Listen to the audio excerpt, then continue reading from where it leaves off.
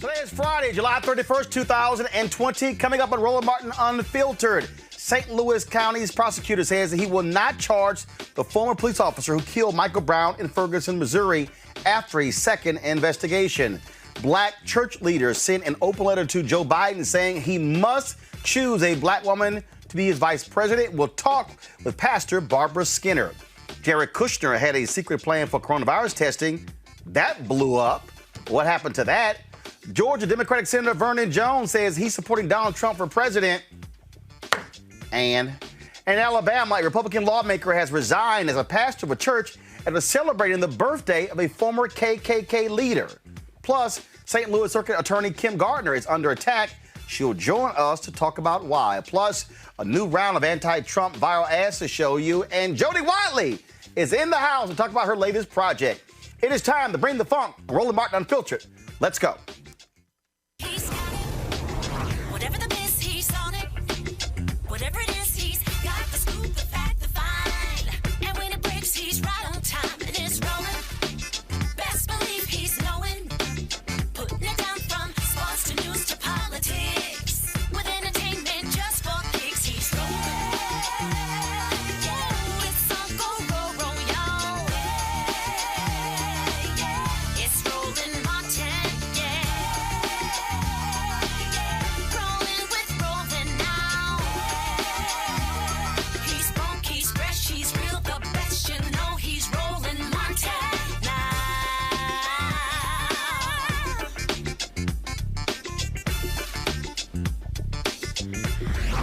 Martin. All right, folks, St. Louis County Prosecutor Wesley Bell announced that he will not charge former police officer Darren Wilson for the murder of Michael Brown. Wilson, a white officer, shot and killed Michael Brown on August 9, 2014. Bell, an African-American recently elected, reasoned that after an independent and in-depth review of the evidence, they couldn't prove when Darren Wilson shot Michael Brown that he committed murder or manslaughter under Missouri law. Our panel, Rob Richardson, host of Disruption Now podcast, Derek Holley, president, Reaching America, and political analyst, Lauren Victoria Burke, who writes for NNPA, the National Newspaper Publishers Association. Rob, I want to start with you. When you look at this decision here made by Wesley Bell, African-American DA who was elected, still does not satisfy folks there, but he clearly stated they could not determine if it was murder or manslaughter under state law. Yeah, I mean, I have some empathy for the brother. It is hard, even though he probably knew that he would like to be able to charge him. Doing that, then not being able to follow through on it would have been even worse. So, I mean, you get to these situations, you can ask Marilyn Mosby, if you can ask Kim Gardner, you could ask lots of people who have been in this situation who want to do more, but the system limits you. And the fact is, this was a while ago, and the evidence might not be there. That doesn't mean, and I think he said this, that doesn't mean that that officer is innocent. That means when they go to court, they wouldn't be able to prove their case. And it's even more difficult, if we're honest, to prove the case when you're trying to get an officer convicted. And you need to, sometimes you got them completely on tape. You've seen everything, and people still don't get convicted. Here we don't even have the tape, if I remember correctly, from 2014. So we don't have all we have is this officer's account and the eyewitness's account, but we don't really have enough probably to charge the officer. I wish they did, but they don't. And that doesn't mean this officer is a good officer. That doesn't mean this officer did what he was supposed to do. What that means is there's not enough evidence to move forward with the case. But I still think you have a prosecutor that wants to do it. That's the difference. Before you had a prosecutor that was doing everything possible to blame the victim. This is not the case here. And so I still think they're getting more justice than they would have gotten. And I think officers there will be on guard because they know that they're not going to have a prosecutor that's just going to go along with everything that they say, which is what you want in a prosecutor. Lauren Victoria Burke.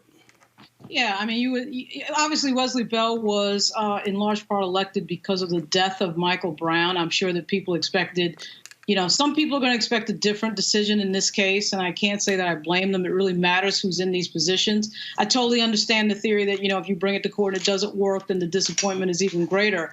But because his election was so much about the death of Michael Brown, which, of course, really sort of kicks off a big part of what we know now as the Black Lives Matter movement. Obviously, Michael Brown's death and Trayvon Martin's.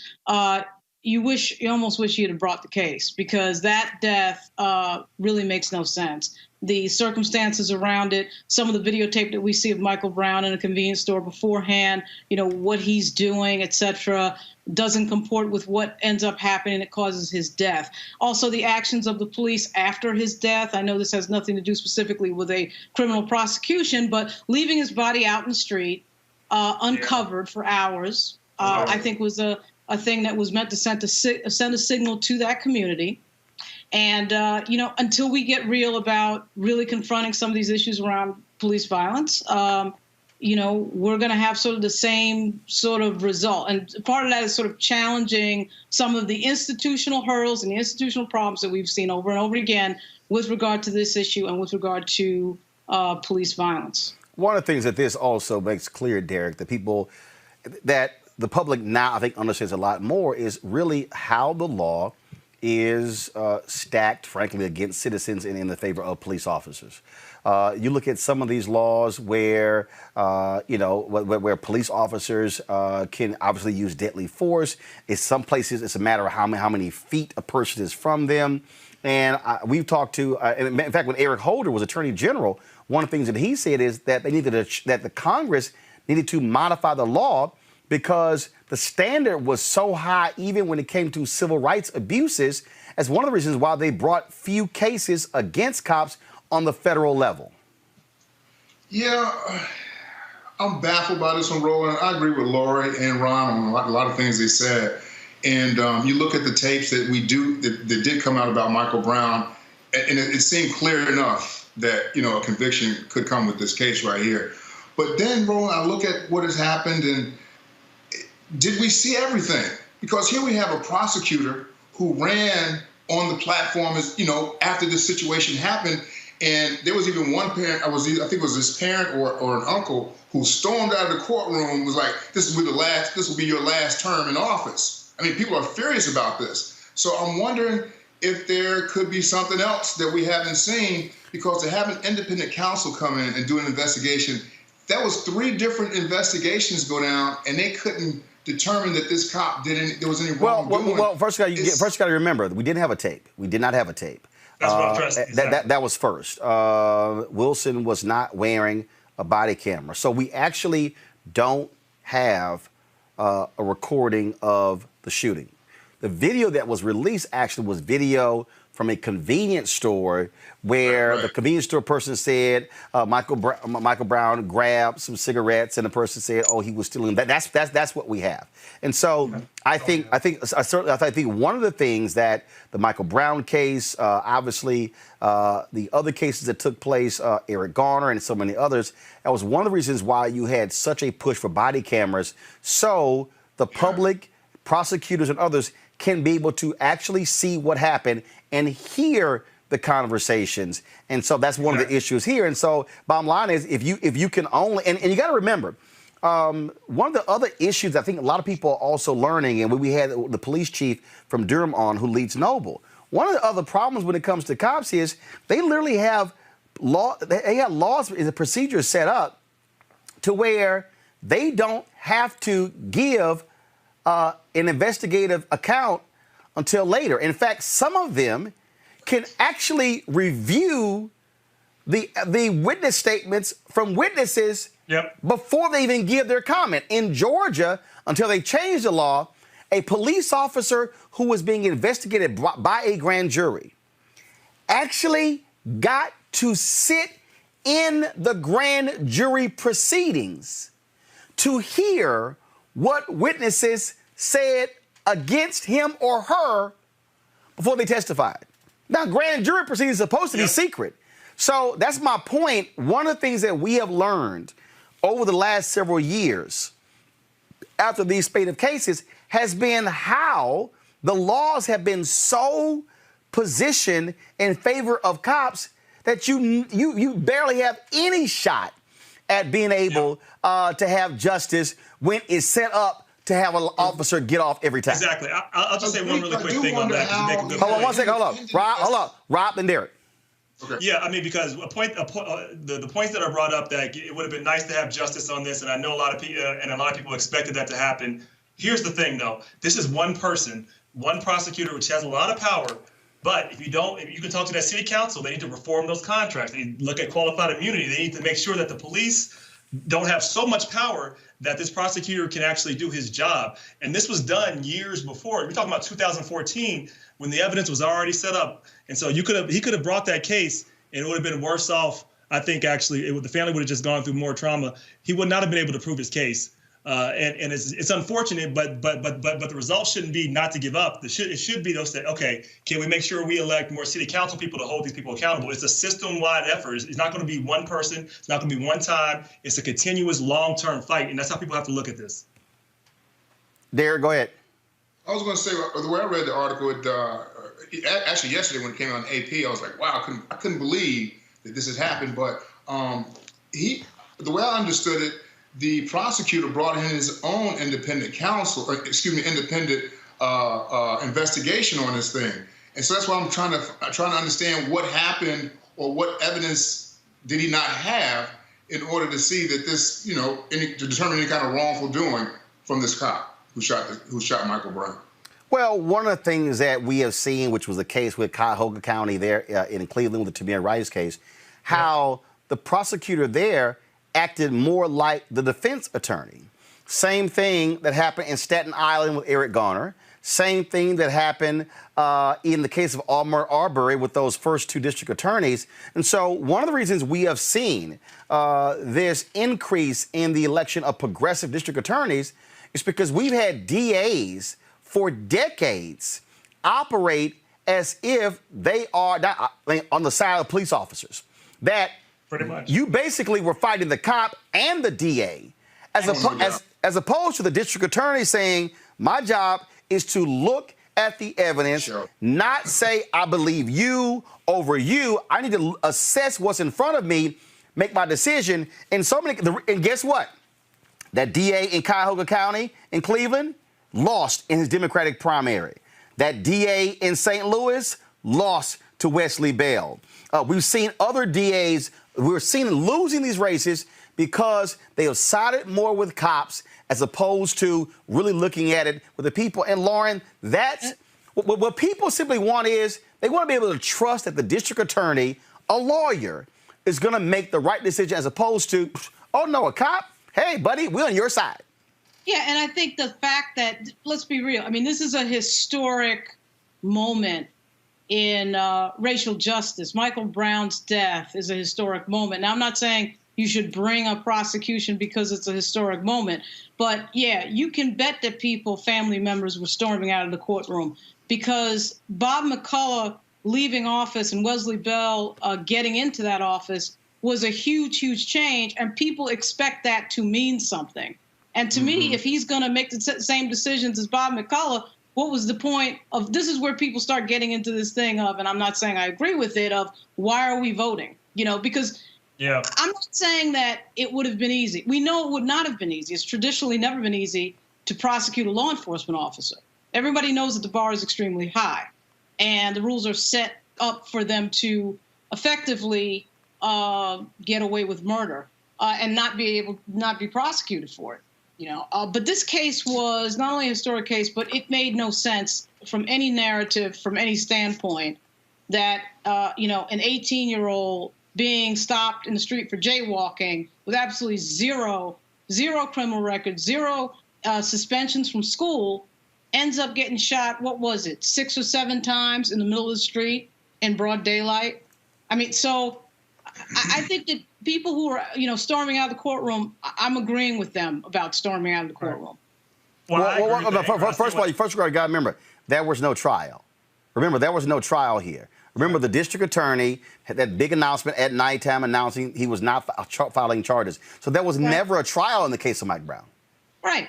Right. Yeah. So people were angry. That's what they were angry about. They continue. But again, remember, it was 6 years ago. That was 6 years ago next month. But what that case did, it added to people really beginning to understand all of these different laws, because we saw Eric Garner in New York We saw John Crawford III there in Ohio. We saw Michael Brown. And then every time we saw one of these cases, it was another example, another example. And Derek, that's why all of these cases is what has led us to this point of people saying defund the police. By folks saying you can't just continue to let police run rampant. And so it was body cameras, it was dash cams, it was civilian review boards. And so this case and others really put us to the point where we are today for folks to say there has to be a massive re-examination of law enforcement in the United States to make sure these things don't happen again. Derek first. Agreed. Still don't understand how this independent investigation that the prosecutor brought in didn't find anything. But I agree with you, Michael Brown. It was his case, like you said, it really sparked this national, this national movement, I think. And while it went away, because it was 6 years ago, I think he was the start of it. But the whole thing of defund the police, I think the narrative in terms of what really needs to be done, it goes out the window with the whole defund the police, because to a lot of other people who don't watch this show or agree with everything what is said on this show would think that defund the police means exactly that: get rid of the police department. And we have heard in some instances, like Minneapolis, that is what defund the police means: get rid of the entire police department. Now, you and I know, we've had this conversation on this show, it means in certain areas, reappropriating funds to certain areas. So when there's a need, not necessarily for a police officer, but some mental health involvement, then maybe you can de-escalate some of the situations that are taking place when the police shows up, right, particularly in black neighborhoods. Yeah, I mean, the issue with this brother, with this prosecutor, I want people to make sure that we're at least looking at not just this case. This is important. I understand why it is, but it's not just also holding police officers accountable. It's also, how is that prosecutor using his discretion? Now, if he's prosecuting young brothers and sisters at the same rate the old prosecutor was, and he's not having any empathy for the situations people go through, then I would say make your change and go ahead and march forward. But I don't think you can judge you can't judge him by just this one moment, given how hard it would have been to put this case forward. I believe that it'd be very hard to not only prove your case, you probably couldn't have done it. And you can't bring a case just to prove a point. You need to have some ability to win. And you go out there and fight if you have some ability to win. The second part is, yes, defund the police. I want to get on this really quick. I actually think it's not a good frame. I wouldn't frame the narrative that way. I know why people do, and I get it, and I understand why it became popular and why it's easy to hold on to. But when you're explaining, you're losing. And people do believe that narrative, and it's better to say we're reforming the police. We don't need to have police level funding that we have, because you got whole cities that haven't cut anything, and they keep ramping up their police department. People are more safe, but they have more. But police have more funding, even when that's not where the funding should go. So we should reform funding. But people hear that statement, they're like, oh, they just want to get rid of all police. And some people may want that, but my guess is the majority of Americans probably don't. So we do need to, I think, figure out how we frame the narrative in a way that can actually win. Lauren. Yeah, I get that. Obviously, all of these cases are very difficult. Nobody brings a case to make some sort of, generally speaking, political statement. I would just argue that the circumstances of Michael Brown's death were extremely unusual, to say the least. And clearly something was wrong there. Clearly something was out of order, that somebody gets shot to death by the police the way that he was shot to death, and nobody pays price for it. I mean, at some point that's got to end, and the only way that ends is somebody stepping forward into a difficult prosecution, to be sure. But at some point, that's how change happens. You've got to step forward into that, or we're dealing with the same thing, and we're dealing with the same attitude of, I can do this and walk away, and then nothing happens. All right, folks, let's go to our next story. According to the CDC today, there are 4,405,932 cases of COVID-19 in the United States. A total of 150,283 patients have died. Now, this spring, a team working under Donald Trump's son-in-law, Jared Kushner, produced a plan for an aggressive, coordinated national COVID-19 testing plan that was supposed to have brought the pandemic under control. After assembling a team that came up with this plan, Kushner then decided, okay, we're just going to scrap it. Now, today on Capitol Hill, you, of course, had all of the drama on Capitol Hill. You were dealing with Dr. Anthony Fauci testifying, and then Jim Jordan was his, usual making an ass out of himself. And so just listen to some of the back and forth that was going on in this hearing. Go ahead, y'all. Do protests increase the spread of the virus? Do protests increase the spread of the virus? I think I can make a general statement. Well, 500,000 protesters on June 6th alone. Yeah. I'm just asking that number of people. Does it increase the spread of the virus? Crowding together, particularly when you're not wearing a mask, contributes to the spread of the virus. Should we limit the protesting? I'm not sure what you mean. How do we say limit the protesting? Should government limit the protesting? I don't think that's relevant to. Well, you just said if it increases the spread of the virus. I'm just asking, should we limit it? Well, I'm not in a position to determine what the government can do in a forceful way. Well, you make all kinds of recommendations. You make comments on dating, on baseball, on everything you can imagine. I'm just asking you. You just said that protests increase the spread. I'm just asking you, should we try to limit the protests? No, I think I would leave that to people who have more of a position to do that. I can tell you. Government stopping people from going to church, Dr. Fauci? Yeah. Last week in the Calvary Chapel case, 5 liberals on the Supreme Court said it was okay for Nevada to limit church services. Justice Gorsuch said it best. He said there's no world in which the Constitution permits Nevada to favor Caesar's Palace over Calvary Chapel. I'm just asking, is there a world where the Constitution says you can favor one First Amendment liberty, protesting, over another, practicing your faith? I'm not favoring anybody over anybody. I'm just making a statement that's a broad statement that avoid crowds of any type, no matter where you are, because that leads to the acquisition and transmission. And I don't judge one crowd versus another crowd.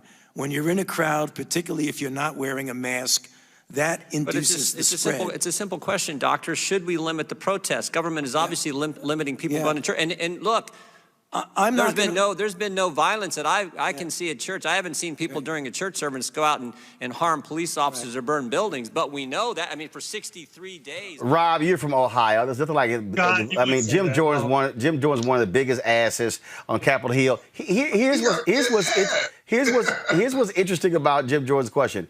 Should government limit protests? Government actually can't limit protests. The reason Fauci is making the statement is that actually people are assembling on their own. What government does, what government can do, like for instance, when government says we're closing the beaches, okay, government actually can't say, no, we're taking tickets. There are only going to be 50 people at this protest. That's really what Fauci was saying. Fauci was saying, see, Jordan wanted him to say no protest. That's what he said. He said, I'm saying no mass groups. No, he made it clear. And Jim Jordan is he's an asshole. He's a lot of things, but he shouldn't be in office. And you would point out to me, he is from Ohio. I don't claim him though. And some people do. He got elected somehow. I don't know. But he is trying to set up this false narrative. He's trying to get his base. Say they're trying to take away your right to go to church while they go out there and protest for crazy things like making sure black people's lives matter and don't get killed. And they're trying to rile up their base and set up like the government is trying to stop you from exercising your right, but letting those people exercise their right. We know what they're doing. And, we have to make sure people get out, vote, and end not only Trump, but Trumpism, which stands for this, which stands for dividing people along race, that says our lives doesn't matter. That's, I'm sure you talked about this. The current president occupant in the White House said he wants to delay the election. They want to just make up new rules. That's what they want to do. Lauren, again, you're sitting here, and I'm looking at all these conservatives on social media. Oh, Fauci, he wouldn't say the words. He wouldn't say the words. The man said, there should not be mass gathering of people anywhere because that is helping to spread the disease. Yeah, what can you say, right? We're sitting here with 152,000 Americans dead in a pandemic. We have some of the worst rates of infection and death on the planet. Anthony Fauci has been a doctor his entire life, obviously worked on the AIDS crisis, obviously a renowned physician. And unfortunately, as part of his job, he has to sit and listen to stupid, inane questions by idiots that get elected to Congress from people who are dumb enough to vote for them. And it's embarrassing. It's embarrassing to watch. It's particularly embarrassing and dangerous when we have, over 1 million people infected and over 152,000 dead and counting. And we don't know when that count ends. And so it's shameful, really. I mean, it doesn't get any worse than Jim Jordan and his idiot friends. It's just stupid. The fact that, you want to reroute the narrative, you want to make a YouTube tape for yourself, for your constituents to look at, or for you to put on your website, and that has become the reason that you sit in Congress. That has become the reason that you are questioning a physician that's trying to save lives in this country and waste everybody's time, waste that physician's time, waste precious time off the clock as people are dying. It doesn't get any more embarrassing. It doesn't get any more stupid. I do think we're probably going to see some sort of a wave election on November 3rd, because at some point, people have had enough. And when you have 40 million people who file for unemployment and this many people dead, maybe perhaps this is the moment. One could only hope so, because I don't know what else can happen to convince some of these people to stop voting for these idiots to come into Congress and sit and ask dumbass questions. So hold on. So Derek, I'm about to show another idiot. This is really funny. So this guy, Blaine. Why are these people idiots and Democrats not? No, because I'm about to wait, because I'm about to explain to you. So here's a guy, Representative Blaine Luetkemeyer, whatever it is. He's a farmer. He later owned a bank and worked as an insurance agent. And so Fauci, who's a doctor, they're talking about hydrochloroquine. Listen to this exchange. Things you made a comment a while ago with regards to hydroxychloroquine, and I have an article here that quotes the Henry Ford Health System, who did an extensive study on hydroxychloroquine, and they say that it significantly reduces the death rate of COVID patients. The study was highly analyzed by peer-reviewed, unlike many other studies, and quoting the executive officer said, as doctors and scientists, we look at the data for insight, and the data here is clear. There was a benefit to using the drug as a treatment for sick and hospitalized patients. And in talking with a lot of older doctors who have been around a while, and I trust their judgment and their use of hydroxychloroquine, they say that the initial studies didn't really use zinc with it, and they say that zinc is an enabler to be able to help hydroxychloroquine actually do its job of going after and reducing deaths in patients. Had a long conversation with a doctor earlier in the week, and he said, yes, as long as zinc is there, it really definitely does work. Without it, it's minimally effective. Would you like to comment on that? Thank you for that opportunity to comment. The Henry Ford Hospital study that was published was a non-controlled retrospective cohort study that was confounded by a number of issues, including the fact that many of the people who were receiving hydroxychloroquine were also receiving corticosteroids, which we know from another study gives a clear benefit in reducing deaths with advanced disease. So that study is a flawed study, and I think anyone who examines it carefully is that it is not a randomized placebo-controlled trial. It's peer-reviewed. It doesn't matter. You can peer review something that's a bad study, but the fact is it is not a randomized placebo-controlled trial. The point that I think is important, because we all want to keep an open mind, any and all of the randomized placebo-controlled trials, which is the gold standard of determining if something is effective, none of them had shown any efficacy for hydroxychloroquine. Derek, he's like, but it's peer-reviewed. Well, first of all, I'm baffled and don't understand at what point, when in history, have peer reviews not been taken seriously? Because the point. No, hold on. You said when? The point that Fauci was stating is. The second thing I want to ask is. Hold on. You asked the first one. Sure let's answer it. Hold on. You asked the first one. Hold on. Wait. You asked the first one. Can we answer the first one before you go to the second one? No, I'm not finished. No, wait. Hold on. No. You said. And I said second. Let me finish. Hold up. We're going to answer the first one, and then you can ask the second one. So to answer, that's how I want to do it. Well, that's how I want to do it. Derek, that's how we're gonna do it. We're gonna answer one question. Derek. It's like when I have two questions. I ask the first one, get an answer to it, then I ask the second one. Well, right? No, but that's actually how hosts do it. So here's the deal. So no. So you asked, no. Of course we're gonna do it my way. So you asked, how is it a peer review? So here's it. No. I'm gonna bring all three of you in. You asked peer review. No, you asked me a question, I was gonna answer the question. Derek, Fauci answered it. He said just because it's. Didn't. Hold on. This is the deal. This is just real simple. I'm gonna play again Fauci's answer. I want you to listen. No, I want you to listen to his. Hold up. You asked, when do we not pay attention to peer review? Fauci answered it. Folks, press play, folks. That's Fauci. Press play. For that opportunity to comment. The Henry Ford Hospital study that was published was a non-controlled retrospective cohort study that was confounded by a number of issues, including the fact that many of the people who were receiving hydroxychloroquine were also receiving corticosteroids, which we know from another study gives a clear benefit in reducing deaths with advanced disease. So that study is a flawed study, and I think anyone who examines it carefully is that it is not a randomized placebo-controlled trial. It says it's peer-reviewed. It doesn't matter. You can peer review something that's a bad study, but the fact is it is not a randomized placebo-controlled. Okay, so Derek, he just said you can. If you let me finish. He can say you can peer review a bad study. That answers your question. Next thing I was going to say, if I can ever finish on your show. Go ahead. Everybody on this panel has, didn't agree with their doctor, and we got a second opinion.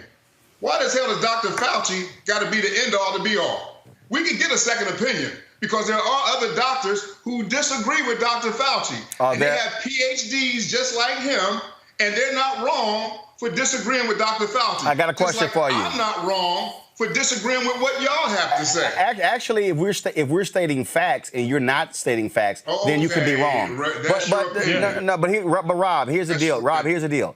This is the person who is head of the what? NIH. This is the person who. Well, of course you don't care. But this is the person. This is the person who. No, he's just not just a doctor. There's like he's not that. Rob, he's just not that crazy woman down in Texas who believed in demon sperm and demon DNA. No, and so no, it's actually it's not my opinion. It's my opinion. But also, if I hold up Fauci and the crazy sister in Texas, I'm probably not going to listen to the crazy sister in Texas who says there is demon sperm. Rob, go ahead. Rob, go ahead. Rob is talking. Not much of a different opinion when it comes to this. There are things that we know, and unfortunately, the right has become an exercise in stupidity. Like, who can be dumbest the fastest? We're arguing science. We're arguing Rob is talking. Rob is talking. Finish your point, then I'll go to another guest. Go ahead. Yeah, we're arguing if the Earth spins. We're arguing if the Earth is flat. Like they're arguing facts. It's not about saying, Dr. Fauci is the end-all be-all. Dr. Fauci is talking about how science works, and what Republicans are trying to do is pretend just like you do with climate change, like, oh, that doesn't exist and that's just made up. No, these are facts. Like 99% of doctors agree, and people that are looking at the facts and reasoning, not trying to make a president look not bad because he's a fool. And because Dr. Fauci is doing his job and you have an incompetent White House, these people are doing everything possible to deflect and blame things on Dr. Fauci because you have an incompetent person in the White House. Like, we need to just follow science. We could have saved a lot more people had we not followed science. One second, I'm bringing Lauren in. Lauren, this is the thing. Lauren, this is the thing for me that is quite interesting. So when you hear Fauci talk about controlled, when you hear him talk about placebo, he's talking about how doctors and scientists actually properly assess drugs. He's laying out protocol. Excuse me, the member of Congress, Lauren, he's like, yeah, but it's peer reviewed. He's like, yeah, but they didn't follow the traditional protocols that you go through. Lauren, go ahead. Yeah, so last I checked, Anthony Fauci is an immunologist. He's a doctor, went to medical school. Last I checked, Jim Jordan's a wrestling coach. Now, if you want to argue whether or not today is Friday, that's fine. You want to argue whether or not today is, the day in July, that's fine. But if we stick to facts, I think I'm going to trust a doctor that has like a medical degree before any of these members of Congress, to the exclusion of some of the doctors in Congress who are very smart. But, we've watched Rand Paul, who's a physician as well, ask some of the dumbest questions of Anthony Fauci in committee. I mean, at some point, you have to get serious when, like I said, 150,000 people are dead. This is not a situation, this is an unprecedented situation with people dying by the tens of thousands. And we've got members of Congress that want to play games in a hearing with the top physician on this issue so that they can make a little video for themselves to turn on their base for the election. Like I said, it's shameful, it's embarrassing, and I think that the Republican Party is going to pay a huge price this November. And that's why you see things like the Lincoln Project, because half the party has figured out we can't continue to be this stupid in public. And hopefully that bears some fruit on Election Day. This is why you got the president trying to steal the election with his nonsense, because he knows it's coming. And all the polls and all the indicators indicate that, in fact, we are going to have a realignment in November. All right, so I do want, I'm going to let Derek respond. I want to play this soundbite from Congressman Jim Clyburn from today's hearing before I do so. Go. Can you help us understand why? While Europe has largely contained the virus, the United States has seen a continued rise in new cases. Thank you very much, Mr. Chairman. The answer to that question is really somewhat complex, but I'll try maybe to very briefly go through what I believe are at least some of the factors that were involved. If you look at what happened in Europe when they shut down or locked down or went to shelter in place, however you want to describe it, they really did it to the tune of about 95+% of the country did that. When you actually look at what we did, even though we shut down, even though it created a great deal of difficulty, we really functionally shut down only about 50% in the sense of the totality of the country, which means when we reached our peak, as they did, they came down almost to a low baseline, as you've shown very clearly. But take a look at what happened to our baseline. We came up, down, and then we plateaued at about 20,000 cases a day. So we started off with a very difficult baseline of transmission that was going on at the time that we tried to open up the country. And when we opened up the country, what we saw, particularly most recently in the southern states, was an increase of cases to 20, 30, 40, 50, and a couple of weeks ago it was up to 70,000 per day, and now it's down between 50 and 60. And the reasons for that are complex. There were some states that did it very well, and there are some states that did not. And when I say did not, I mean, we put out, as Ranking Member Scalise mentioned, the guidelines of a gateway, phase 1, phase 2, phase 3. Some were followed very carefully and some were not. Derek, the reason I thought that was important because every time we hear Donald Trump talk, he's like, oh, we're doing great. We're doing great, but way better than Europe. Oh, we have tested more. We're doing more. So why are we still seeing 60 and 70,000 cases? That's leadership. That's leadership. That's leadership. And unfortunately, because you asked earlier, why is this political? Because part of the problem is that where we're seeing the skyrocketing cases in states led by Republican governors who are refusing to listen to the doctors. I don't know if that's the case in every state, Roland. Different. Look, they laid it out. Initially, the states were like, oh, we don't want the federal government involved. We want to do it ourselves. So it's like, okay, we'll come up with a plan. Actually, that's not what the states do. I'll never get to finish my statement. But that's a factually incorrect statement. What is incorrect? The states actually said we're looking for the federal government to lead, and then when Donald Trump said, hey, this y'all problem, they were like, well, damn, we got to figure this amongst ourselves. That's actually what happened. So the states are rolled out the plan, Roland. Did they not? No. Did the states roll out the plan? No, the states. No. The states said, federal government, where is the national plan? Donald Trump was like, yo, this on y'all. And the states then, different states and regions got together and said, since he is not going to lead, we have. Listen to you. No. But you said, they then said, we. Listen to you, bro. No, you just said something that's just factually incorrect. You said the states rolled their plan out. The states rolled their plan out after the federal government refused to implement a national plan. They had no choice. And the problem was, it wasn't all states. Most of your southern states were like, nope, no to mask mandates. Nope, we're not going to shut everything down. Nope, we're not going to do widespread testing, because they were all following Donald Trump's lead. Correct. So what happened? In May. Here's my thing. If y'all have all the answers, let me put you in contact with some folks. Because y'all have all the answers. No. And if y'all got all the answers, y'all been keeping them to yourself. No, actually. Let me put you in contact with some folks. Actually, the people you want to put us in. Y'all got all the answers. These people don't know what they're doing. Actually, the people you want to put us in contact with ain't listening to their own experts. Listen, I'm trying to put you in contact because y'all got all the answers. Doesn't know what Governor DeSantis doesn't know what he's doing. All the answers. Hold on. Derek, in May, Ron DeSantis stood in front of the media outside of the White House with Vice President Mike Pence and wagged his finger, and y'all said we were going to see spikes. And y'all said we were going to see deaths. And he was going on and on and on. He said, we haven't seen none of that. Y'all owe me an apology. 4 weeks later, spikes. Deaths, skyrocketing, and then it was let me throw out a date. In January, the president shut down travel from Europe. Actually, he didn't. Joe Biden said he was a xenophobe. Actually, he didn't. Remember that? Nancy Pelosi said, "Come on down to China." No, Derek. Let me also give you a fact. Donald Trump gave an interview. No. Derek. Let me help you.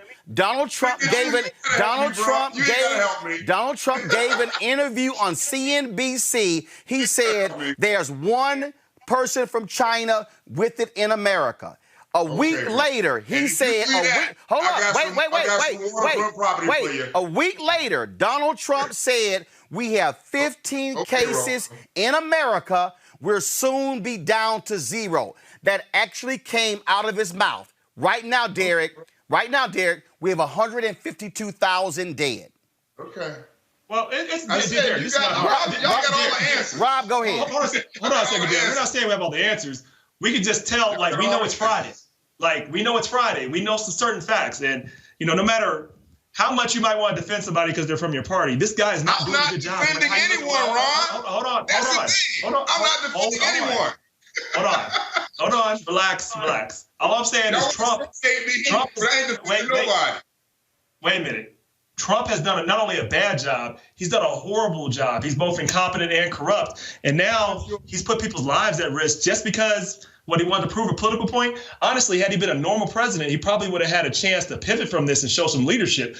A normal president would have taken the reins, would have said, this is our national response. He refused to do that. And then you had governors like Governor DeSantis, which he said, we're going to be you guys were saying that we were going to have all these deaths, just like Roland said. They have surpassed New York, surpassed them.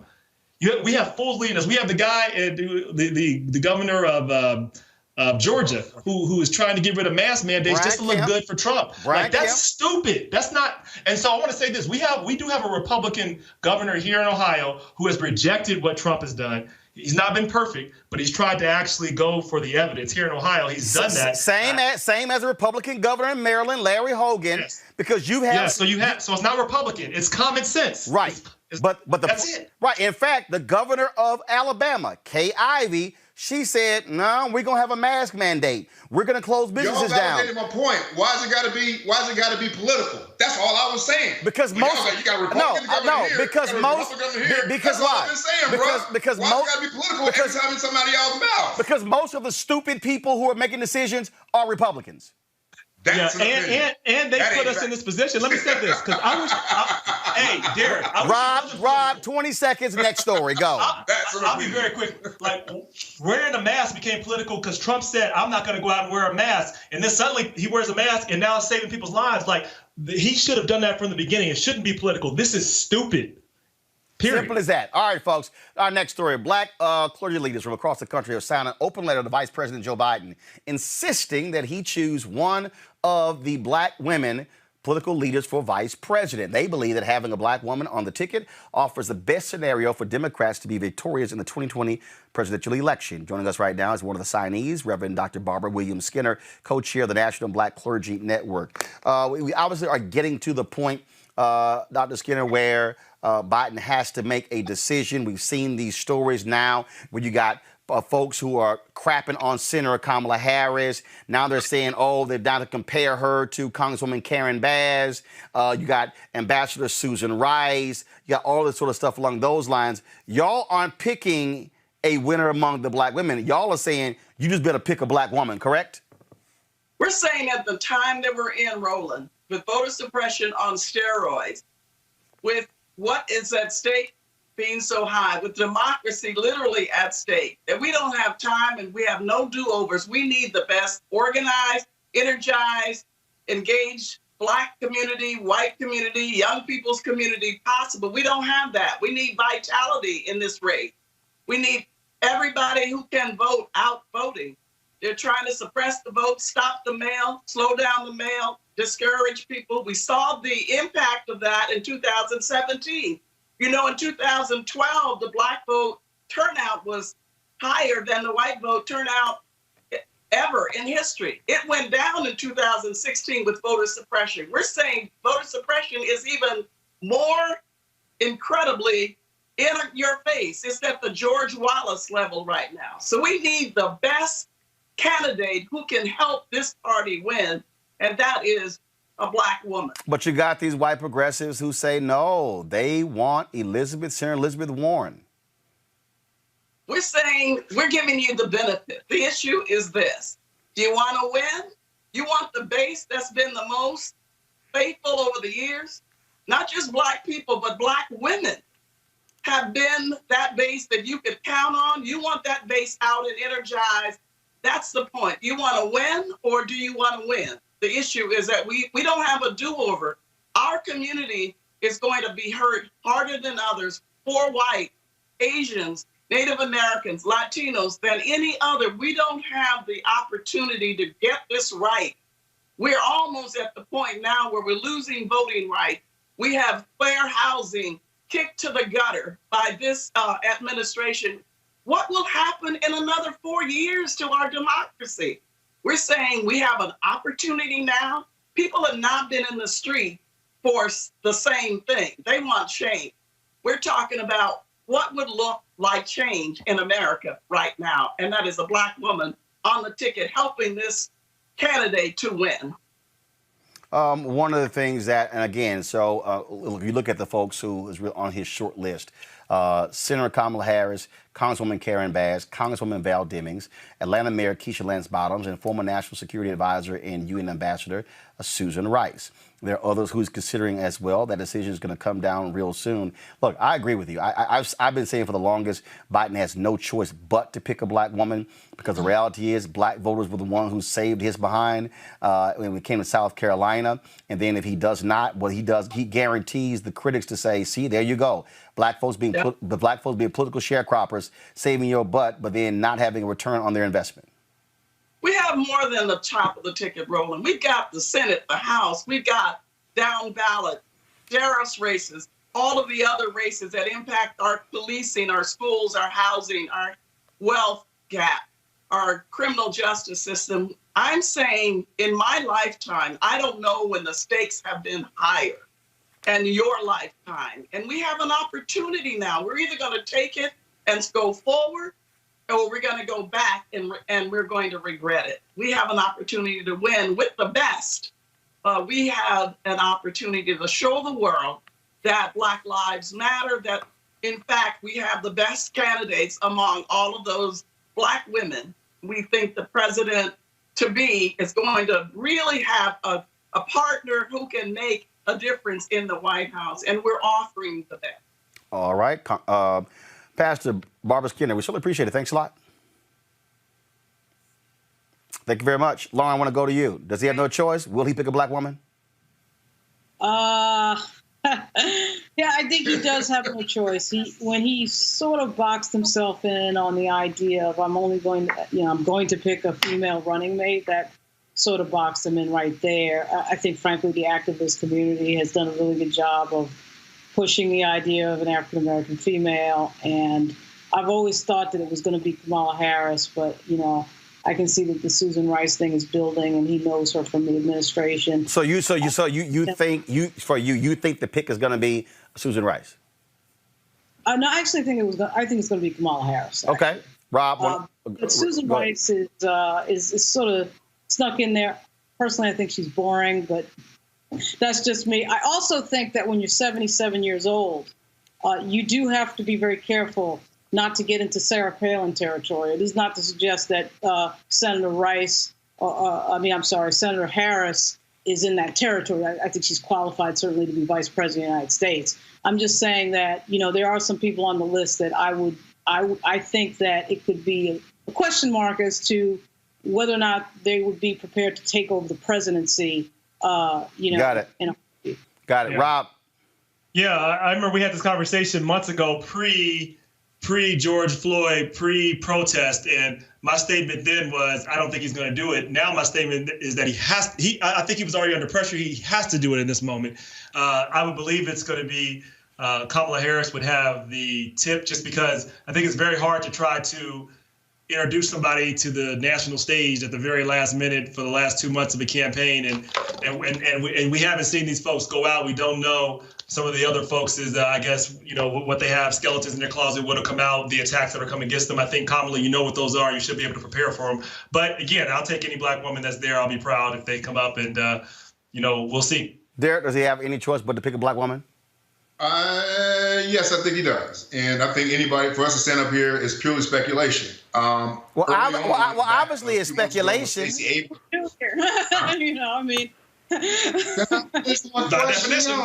That's the definition of speculation.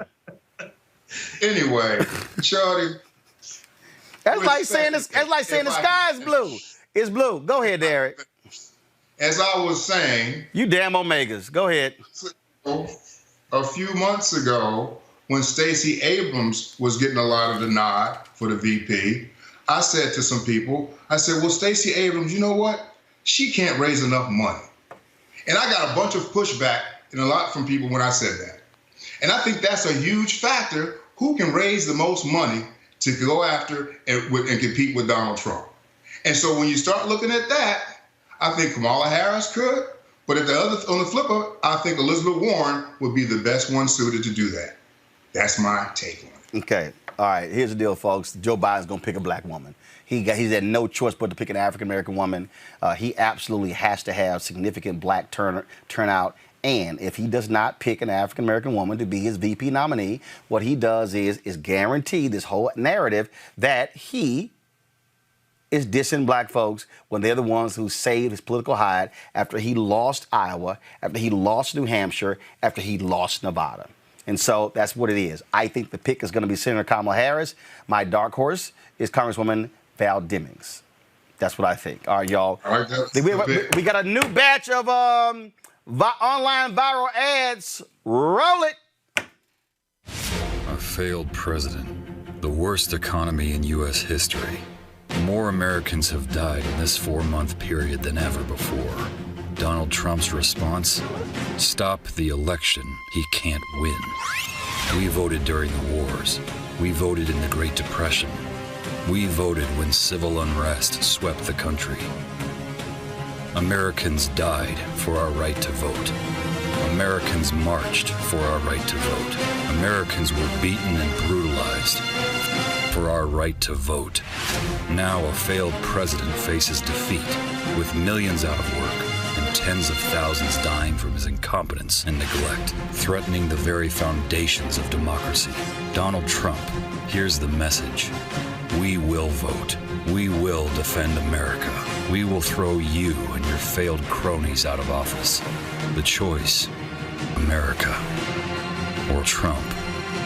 The Lincoln Project is responsible for the content of this advertising. America, we need to have a tough conversation. We need to talk about what the next 98 days are going to look like. Trump can't run on the economy because he's destroyed it. And he cannot run on his response to the coronavirus because it is a disaster with 150,000 dead. So Donald Trump is going to play 3 cards in his final days before the election. Card number 1, he's going to start a civil war. He's going to sell hate. Black lives don't matter at all to me.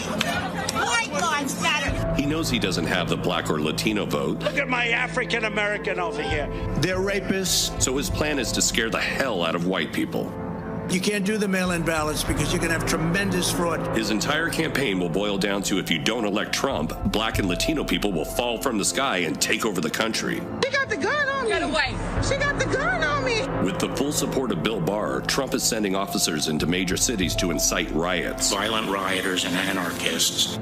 He creates the images, then uses them to fundraise and scare white voters. There is no one here to answer your emergency call. Card number 2, he's going to promise a vaccine that is not remotely ready. Trump lies about everything, and he's betting that he can sell you on the promise of a vaccine before the election. As soon as a vaccine is approved, which could be very, very soon. It would take then about a year to a year and a half to be fully confident that we would have a vaccine that would be able to protect the American people. And even then, it's complicated. Because the best case scenario is likely a 2-dose vaccine given 30 days apart to 350 million Americans. That's 700 million doses. Think about how badly testing went wrong. Do you think the vaccine is going to go much better? Card number 3, he's going to try an October surprise on Joe Biden. It will be big, loud, and another lie. And if history is any indicator, it will be widely covered by the media without any vetting. Trump can't run on his record, so he's going to run on fear and false promises. Right, and then I see the disinfectant. And is there a way we can do something like that? By injection? He'll promise anything to get reelected. All right, folks, that Don Winslow ad, Lauren, when he says he wants to scare white voters, that's the plan. It's real clear. It's very clear. You know, the sad part, of course, is that I suspect there's not anywhere near as many white voters out there as as stupid as Donald Trump. Like this idea that, you know, Donald Trump thinks that everybody is stupid like he is I think completely faulty. And that's why you're seeing in a lot of these battleground states, particularly with white women specifically, the polls are showing that they are hugely against Donald Trump. So this strategy is going to be a big loser. You know, this idea that it's, you know, 1920 or 1940, I mean, that's the world that Donald Trump unfortunately lives in. It's really sad. We already know he's probably the most dangerous president that we've had, you know, in American history, unfortunately. I do think we're going to get to a conversation here with regard to whether or not the military district of Washington or somebody is going to have to take him out at noon on Jan 20, 2021, because he'll play with this idea of not leaving or play with this idea that the election is not legit. And for no other reason than he just, you know, wants to be in control of things. He at some level, even somebody who's so deeply stupid and narcissistic as Donald Trump at some point has to realize he has no idea what he's doing. You know, he's a glorified fake-ass real estate agent that lucked into the presidency, you know, had 2.8 million votes fewer than Hillary Clinton. He has no idea what he's doing. I suspect there's people in the White House, you know, that are close to him. I mean, family members that understand that they have no idea what they're doing, probably secretly thinking and secretly hoping that they lose this thing and go back to New York, because it is extremely, extremely dangerous situation that we have in front of us right now. Derek, I think absolutely this whole idea of, again, you know, trying to scare the hell out of white people. But here's the deal, though. he's scaring the hell out of white people. We talk about coronavirus. I want to show you this. The folks at COVID-19 tracking. This is what they just dropped 38 minutes ago. Go to my iPad. Our daily update is published. States reported 889,000 tests today, the second highest total ever, along with 68,000 cases. States reported 1,308 deaths today as the 7-day average continues to rise. And you see those numbers there. Look, bottom line is here. He would love to run the economy, but coronavirus and how it's going, not good news for Donald Trump. His only tactic is to scare these white folks to vote. You know, again, y'all offer a lot of opinion on this show. That's the point. I think, oh my God. That's the point. Your opinion. Y'all offer a lot of opinion on this show. And unfortunately, everybody don't agree with y'all's opinion. And when people don't agree with your opinion, it don't make them stupid. It don't make them wrong. They just don't agree with you. Some folks are stupid and wrong. Oh, man, come on now, dude. So if I don't agree with everything that you say, I'm stupid and wrong. No. Some people are stupid and wrong. Yeah, Donald Trump is stupid and wrong. So the hundreds of millions of Americans that agree with him are all stupid and wrong. Well, actually, hold on. You just said the hundreds of millions of Americans that agree with him. First of all, wait. No, hold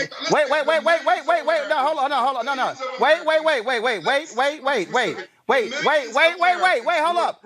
Wait. You just said the hundreds of millions of Americans that agree with him are ignorant and stupid. Yes. Is what you're saying. Yes, Rob, your point. Rob, go ahead. Then I'm an ignorant and stupid ass too. Rob, go ahead. Back on your show.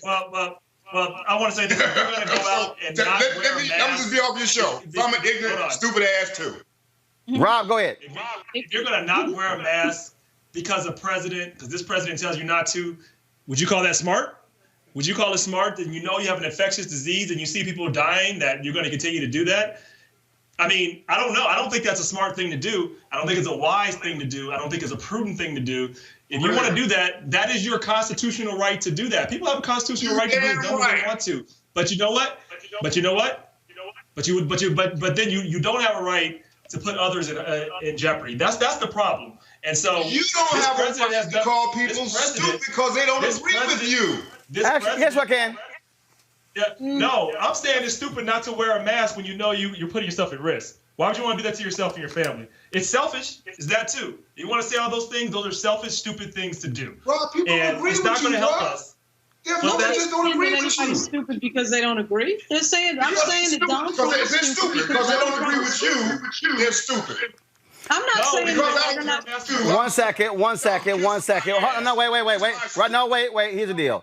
I'm going back to what the top. If I'm stupid, don't have me back on here. Well, no, because here's the deal. It's important for people to see and hear stupid. But here's the deal.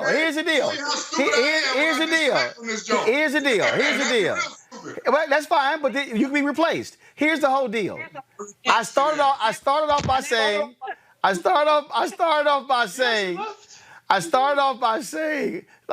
like seriously, Derek, now you really acting like an Omega. Here's the whole deal. I started off by saying, is Donald Trump going to scare white people? That was the whole point of it. And yes, Donald Trump is trying to scare white people. That's what he's trying to do. It's abundantly clear. It's real clear. Rob, Lauren, make your final point. We'll see if Derek wants to come back, but he signed off. But go ahead. Yeah, but that's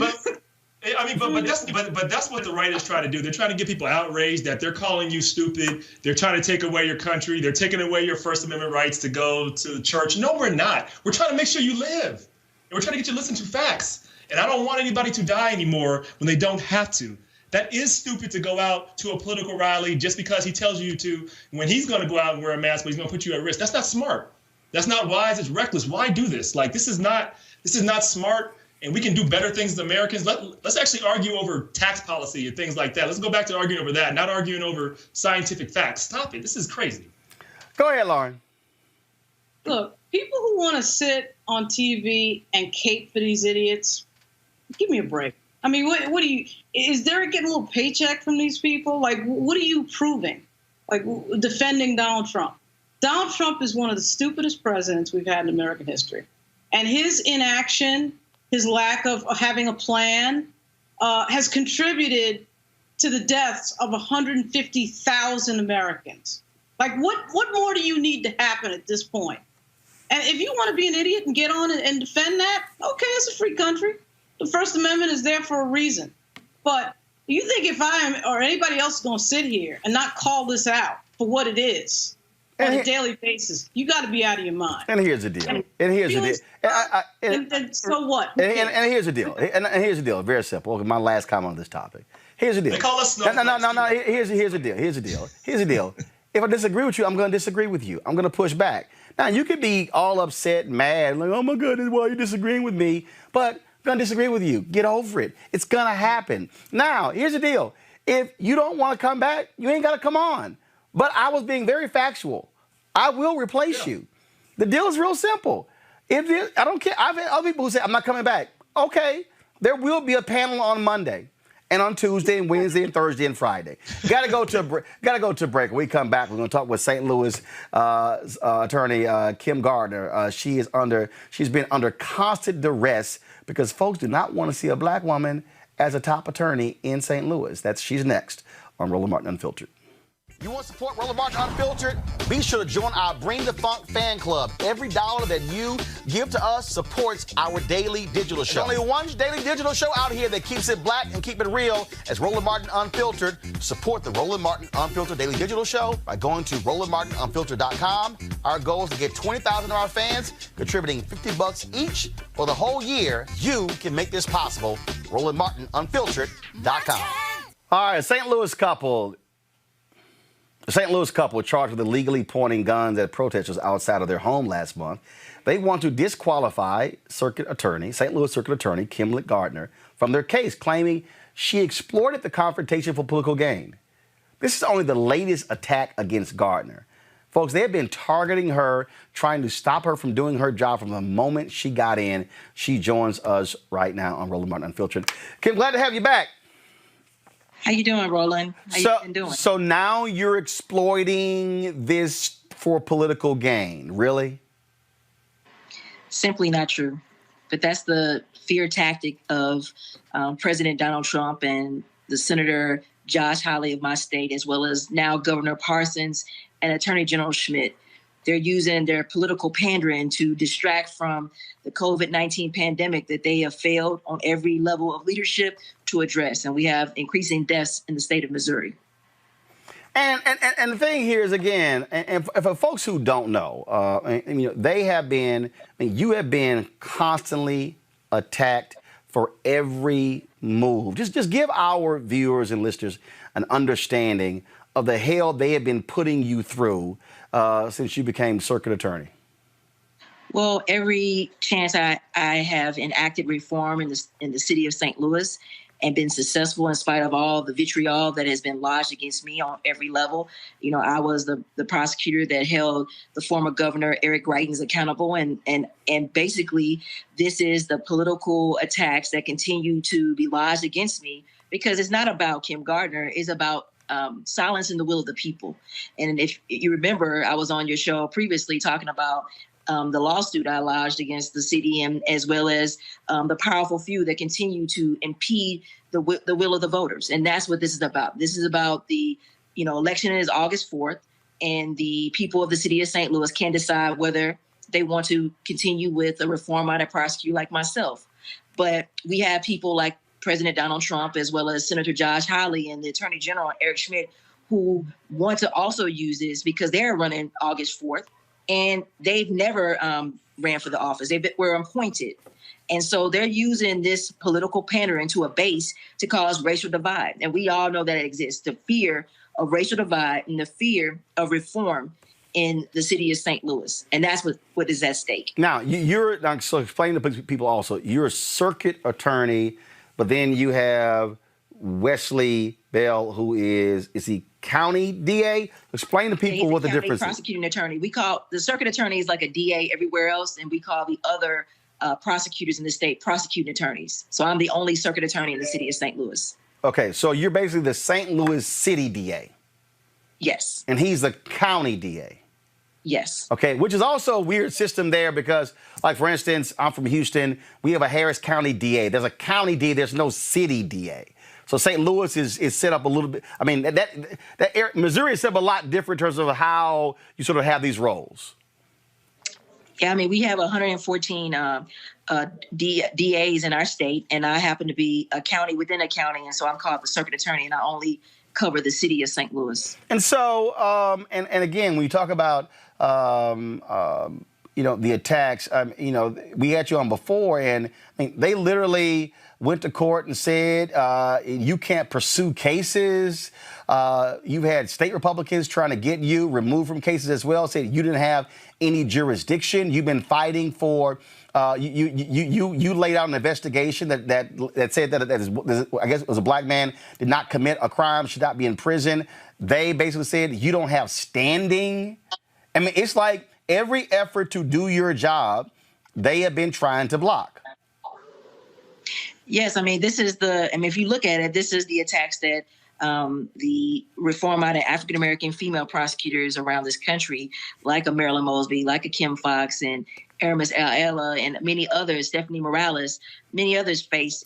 This has been the repeated attacks that have been directed by Attorney General William Barr, which he called for these attacks against reform-minded prosecutors, and this has been supported by the president, Donald Trump, because this is about the war on justice, the war on criminal justice reform, that they want to bring it back to mass incarceration, which we all know failed. And this is the fear of the war on drugs all over again in 2020. So this is really a distraction from their failed leadership on every level of government to address this national crisis, a pandemic, COVID-19, where African Americans and people around this country are dying at alarming rates. And the Missouri governor and other elected Republican officials who have failed to expand access to health care, to expand access to adequate resources to address the COVID-19 and to care about the essential workers, they want to distract, and they also want to usurp the will of the people. So this is about the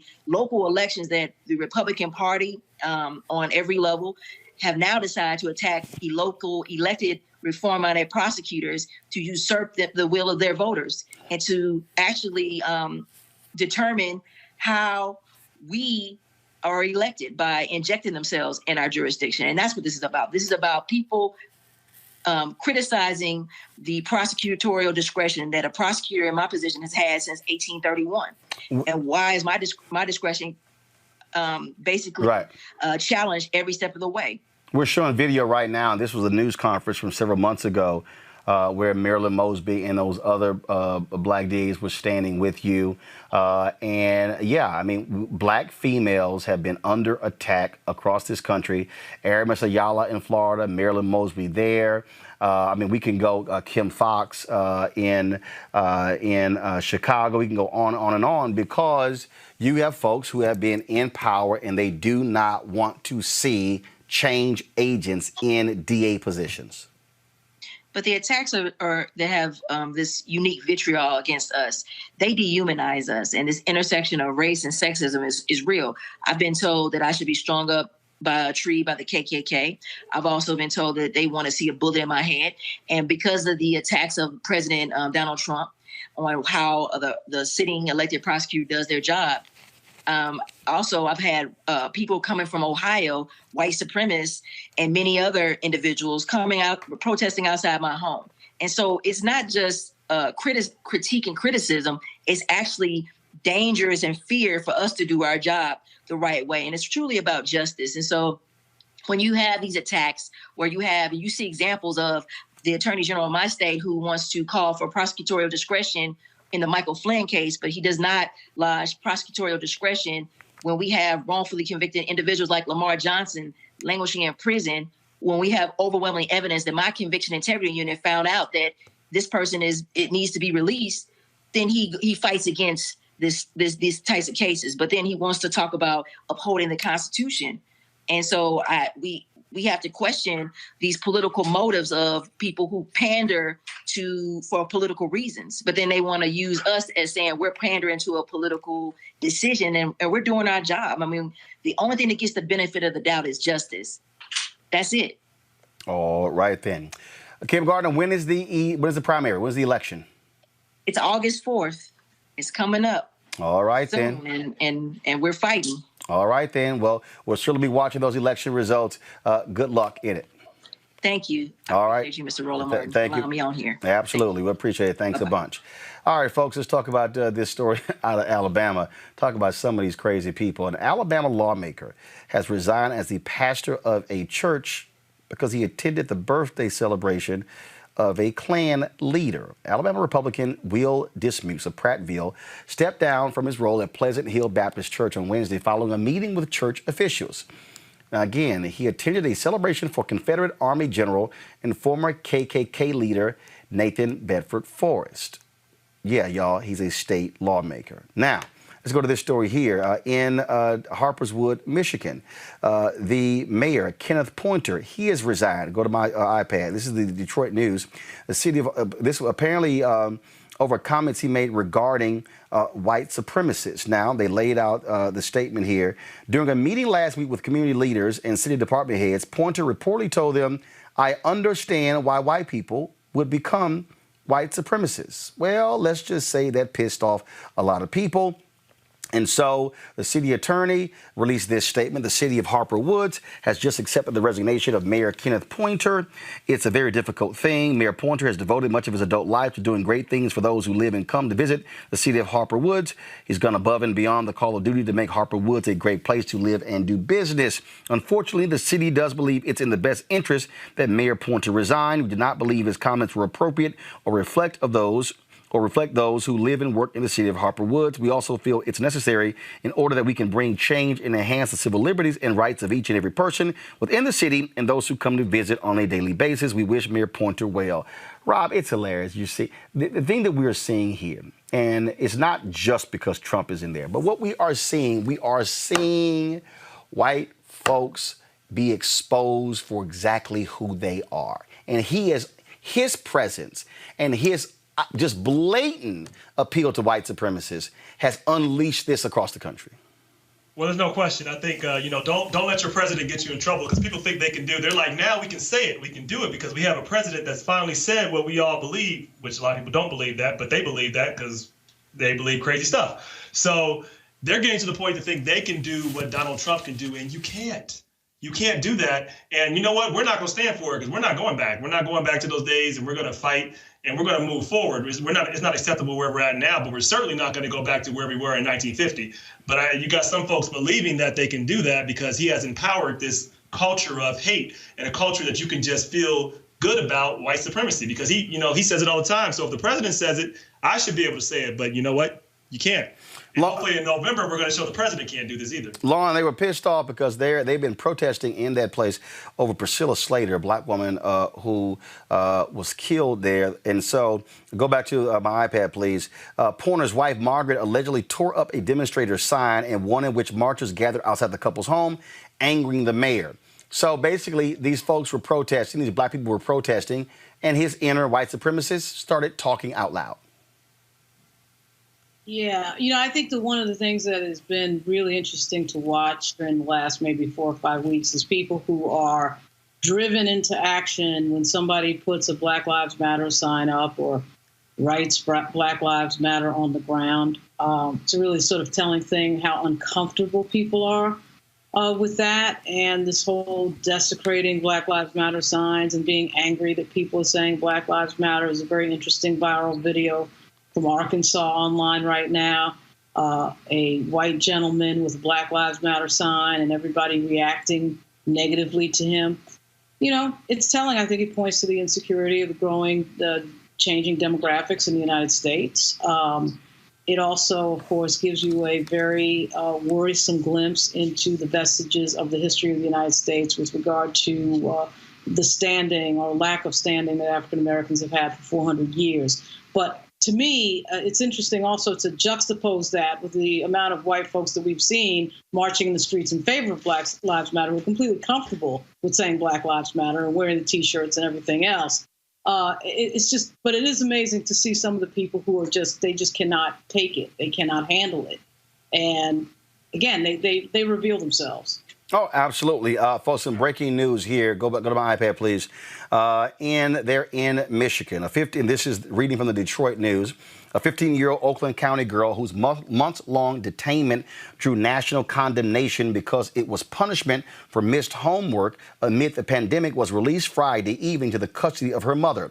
The Michigan Court of Appeals ordered the girl's release earlier Friday from Children's Village, a juvenile detention facility in Pontiac, following outrage, marches, and public pressure from former presidential hopeful Hillary Clinton and others. The teen was picked up around 5 p.m. by her mother. Of course, the judge ordered saying that she was not abiding by to do homework. Rob, this really ticked off so many different people that you would put a 15-year-old girl in a juvenile detention facility for not doing homework. Because you don't value her life, because the criminal justice system is stacked against us. This is why people are in the streets. It's not just about police brutality. It's about a system that is so rigged, that is so against us, that you go to jail at 15 for not doing your homework. They would have sent me to jail 10 times. I didn't do my homework all the time when I was in high school, and I graduated twice. So why are we judging these kids so early in their career, just trying to write them off? I mean, it was shameful that this happened. And you know that the light wasn't shined on this case, that this is happening. This is not an exception to the rule. It's more often the rule when you deal with black and brown kids. So, Lauren, it was white-female judge Mary Ellen Brennan of Oakland County Family Court. She ruled, quote, the girl was guilty on failure to submit to any schoolwork and getting up for school. Also called her a threat to the community because she was on probation for assault and theft charges. And that was related to her mother. Now, again, you put somebody in juvenile detention for not doing homework, and that was a result of COVID-19 because they had to go to distance learning. Yeah, well, the efforts to obviously criminalize African Americans in this country run deep. The attempts to try children as adults and having police in school, it was a slippery slope, and it effectively, obviously, increases the school-to-prison pipeline, the levels of incarceration with regard to African Americans. This is the type of absurd, ridiculous, nonsense ruling that should be protested against and fought feverishly. It's been going on. This type of stupid, decision-making, of course, has been biased and going on for years. And, it will come to an end when you obviously activate politically, change who is in charge, change who is making decisions, and act proactively to get people such as this out of these positions. Folks, Atlanta City Councilman Antonio Brown says he is not going to resign after being indicted by a federal grand jury on multiple counts of fraud for allegedly lying about his income on applications to obtain loans and credit cards, which he used for personal purchases, including a Range Rover and Mercedes-Benz C300. The U.S. Attorney's Office has also accused Brown of lying about being a victim of identity theft to defraud the financial institutions that gave him the money. He's charged with wire fraud, mail fraud, bank fraud, and making false statements on a bank loan application. In Tennessee, Democratic State Senator Katrina Robinson of Memphis, she has been charged with swindling $600,000 in federal funds to pay for her wedding and finance a lavish lifestyle, according to federal prosecutors. From 2015 to 2019, she's accused of stealing the money that was granted to the Healthcare Institute, a company she directed. In addition to covering her wedding costs, she's charged with using the funds to pay for her honeymoon and pay legal fees for her divorce. She also paid for her daughter's 2016 Jeep Renegade, home improvements, a $500 Louis Vuitton handbag, and invested in a snow cone business run by her children. You never play with federal funds. Now, granted, innocent until proven guilty. But when the feds come after you, Rob, it's never a good thing. Yeah, they have about a 95% success rate. So look, you don't play with money. And I have this rule when I ran for office. It said we got 3 lines. We got perception, we got what's ethical, and what's legal. You want to be all the way on the side of perception. So if somebody talked about what happened in the paper, could you explain it? And if I told my staff, if you couldn't, don't do it. It's really simple. That's it. And that's how you have to operate when it comes to politics. Lauren. Yeah, well, I mean, geez, Range Rovers and weddings. I mean, you got to be pretty bold to be spending. Wait, hold on. Wedding and divorce. Right. You gotta really be. I mean, typically, when you hear about these types of cases and you read the details and you read the case in its totality, which I have not done, you do find things that particularly with campaign cases, federal campaign money cases, you'll find things that might be on the border of something legitimate. You typically don't find somebody paying for a wedding or a snow cone company or a Range Rover. I mean, what group of prosecutors is going to miss that when they are looking over the documents and looking at the purchases, et cetera, and so on? So there's really nothing, if this is accurate, obviously, I don't know the complete internal details, but if that story is accurate, that is an outrageous example of corruption. And some people just can't be around money, Roland. Some people, when you give them money and you give them too much power, they just can't handle it. So some people just can't deal with money, can't deal with power, just don't need to have it because they act a fool. Well, and the thing is, both of them were elected in 2018. They've only been in office 2 years. Lauren, go ahead. Well, I'm just saying, yeah. I mean, they've only been in office 2 years. One of the things about running for public office is people need to understand you're not going to become a millionaire running for public office. If you're better off staying in the private sector. Well, but if you in Louisiana or Illinois, you could. Well, go ahead. Or Kentucky. Well, typically, I mean, yeah, you're right. Or that big bribery scandal in your state, Ohio. Oh, yeah. Forgot. Yeah, you're right. So typically, you can make more money. The people who tend to run for public office, of course, typically have, a law degree, a doctorate, something where they can make more than the typical salary of, say, a member of Congress, which is $175,000. You're right, Roland. There are some notable exceptions. The Mitch McConnell exception. You still can't figure out how he became a millionaire sitting in the Senate for over 25 years. But the point, though, is that there has to be some realization when you become a candidate for office that this is typically not going to be a financial bonanza, and you have to have a lot of discipline for that. And so to be in office for 2 years and be conducting yourself in that way is outrageous. All right, folks, let's talk about this story here out of Arkansas. An Arkansas police officer, during a February arrest, told a man who later died in police custody, quote, "If you can talk, you can breathe," according to newly released footage. The police department in Conway, Arkansas, released edited footage of the arrest 2 days ago. During the incident, police placed Lionel Morris and a second man under arrest after a call reporting they had removed a drone from his packaging in a Harps store. Morris ran from officers who tackled him in a different part of the store, tasing him several times while trying to subdue him. Watch some of this video. At 4:25 p.m. on February 4th, Conway police received a call about a shoplifting in progress at Harp's grocery store on East German Lane. On arrival, officers made contact with two people who were identified by store employees as the shoplifting suspects. After the concealed merchandise was located, officers proceeded to ask both of them to place their hands behind their back. The woman, Brandy Arnold, was placed under arrest, while the man, later identified as Lionel Morris, ran from officers to avoid being taken into custody. Officers caught Morris inside the store, and a struggle ensued that lasted approximately 6.5 minutes.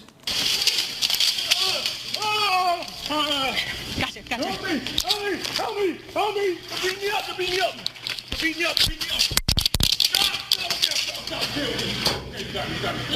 Wake up!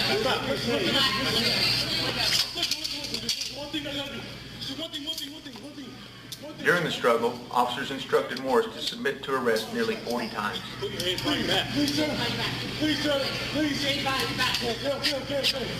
No. One more chance. Put him behind the back, okay? Officers tased Mr. Morris multiple times during the struggle in an attempt to gain control. Do it now.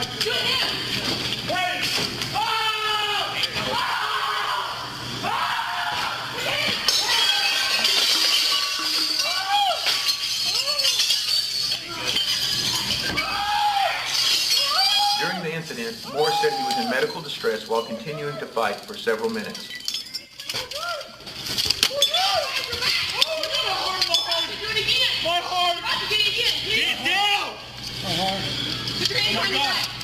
Oh my God. Help me, please. At one point, Morris reached for a knife clipped to his pocket. As the struggle continued, Morris dragged one of the officers to the ground, positioned himself on top of the officer, and placed the officer in a chokehold.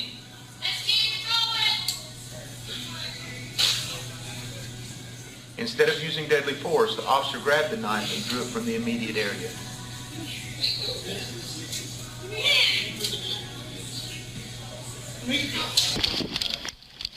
Approximately 5 minutes into the struggle, more officers arrived on scene and were eventually able to subdue Morris and place him in handcuffs. A call for emergency medical services was made by officers before handcuffs were secured. Hey, where's he bleeding? This way. I'm gonna get Madison out.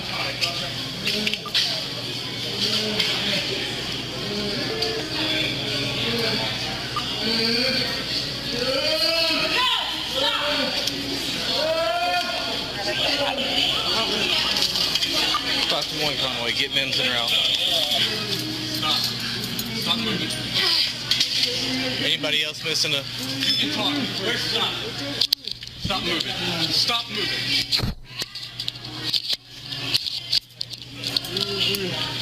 Did you already check that thing?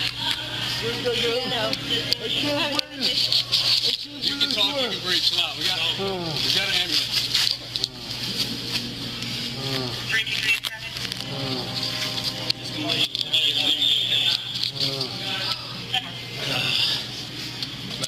No, you're all right. It's on the back. Yeah. Get away from me. Yeah, I was there. Whoever stated that was, I told him to turn it off. Like right there, my hand right there, so turn it off.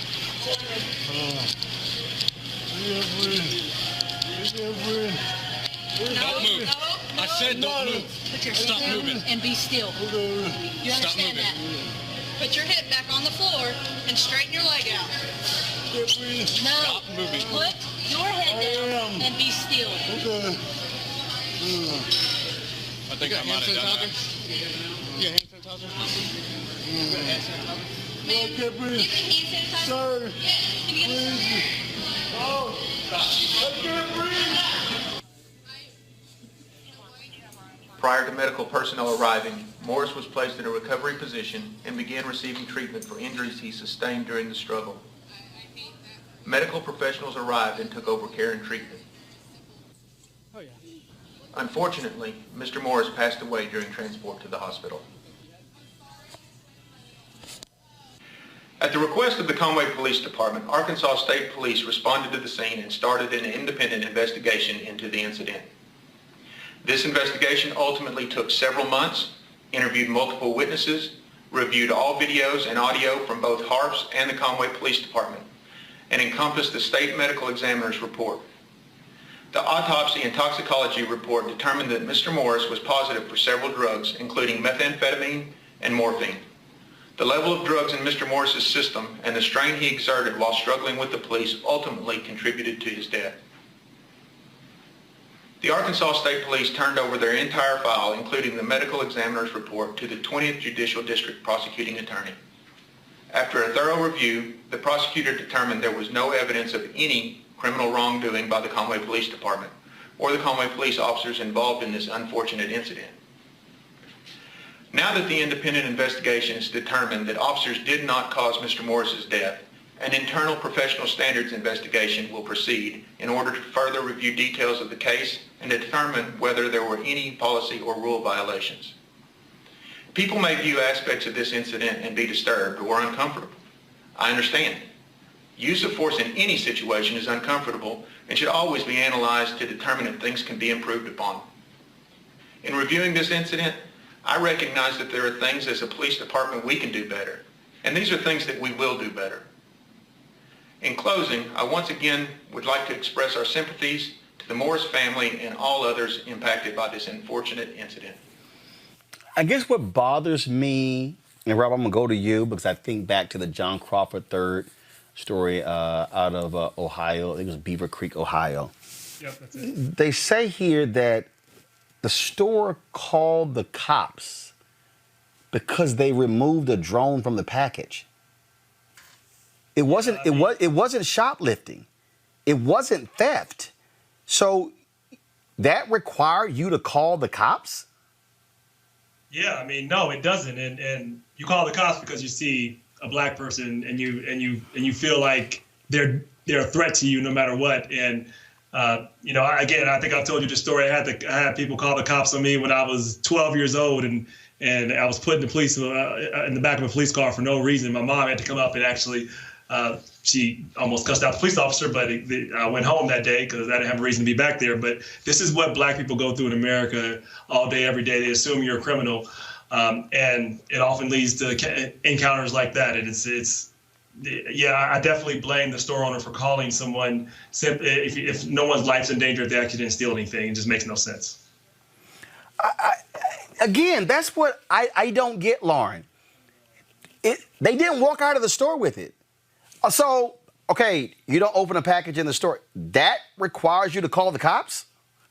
Yeah, that's an incident right there. And we've seen many of these now where you sit and you ask yourself, would the situation have been better if no police were involved?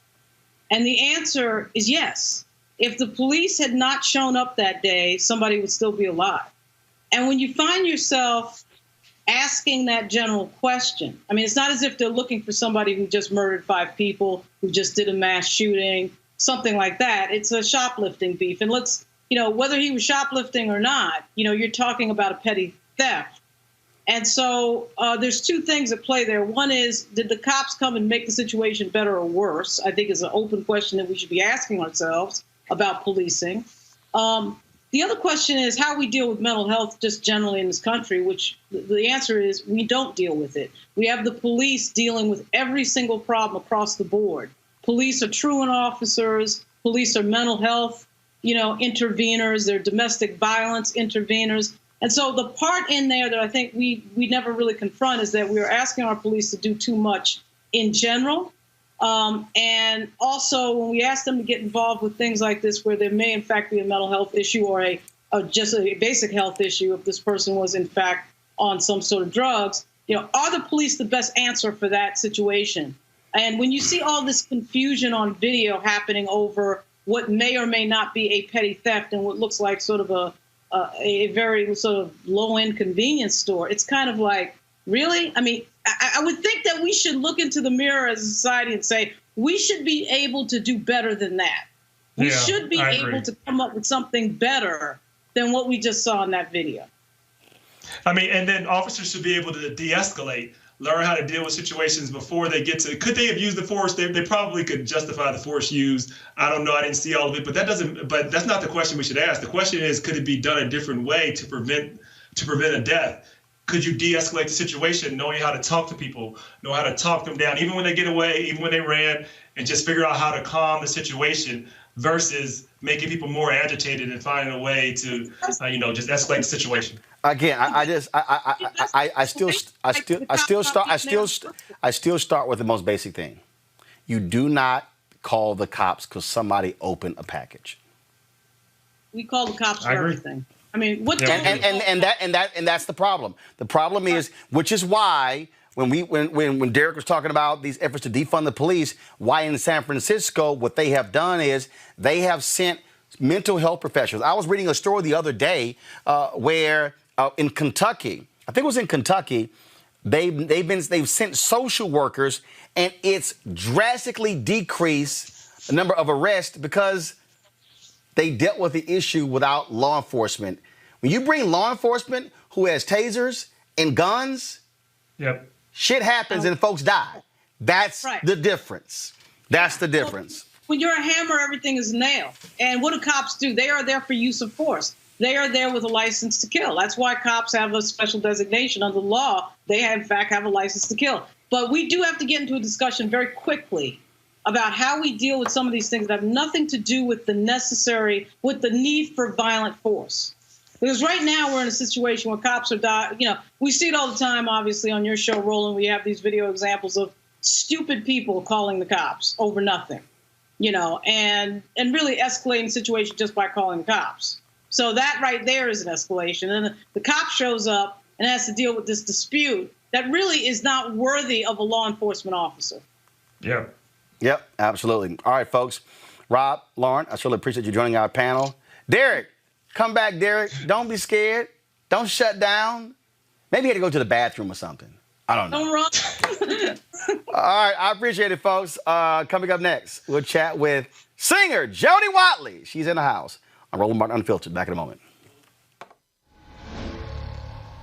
All right, so a lot of y'all always asking me about some of the pocket squares that I wear. Now, Robert don't have one on.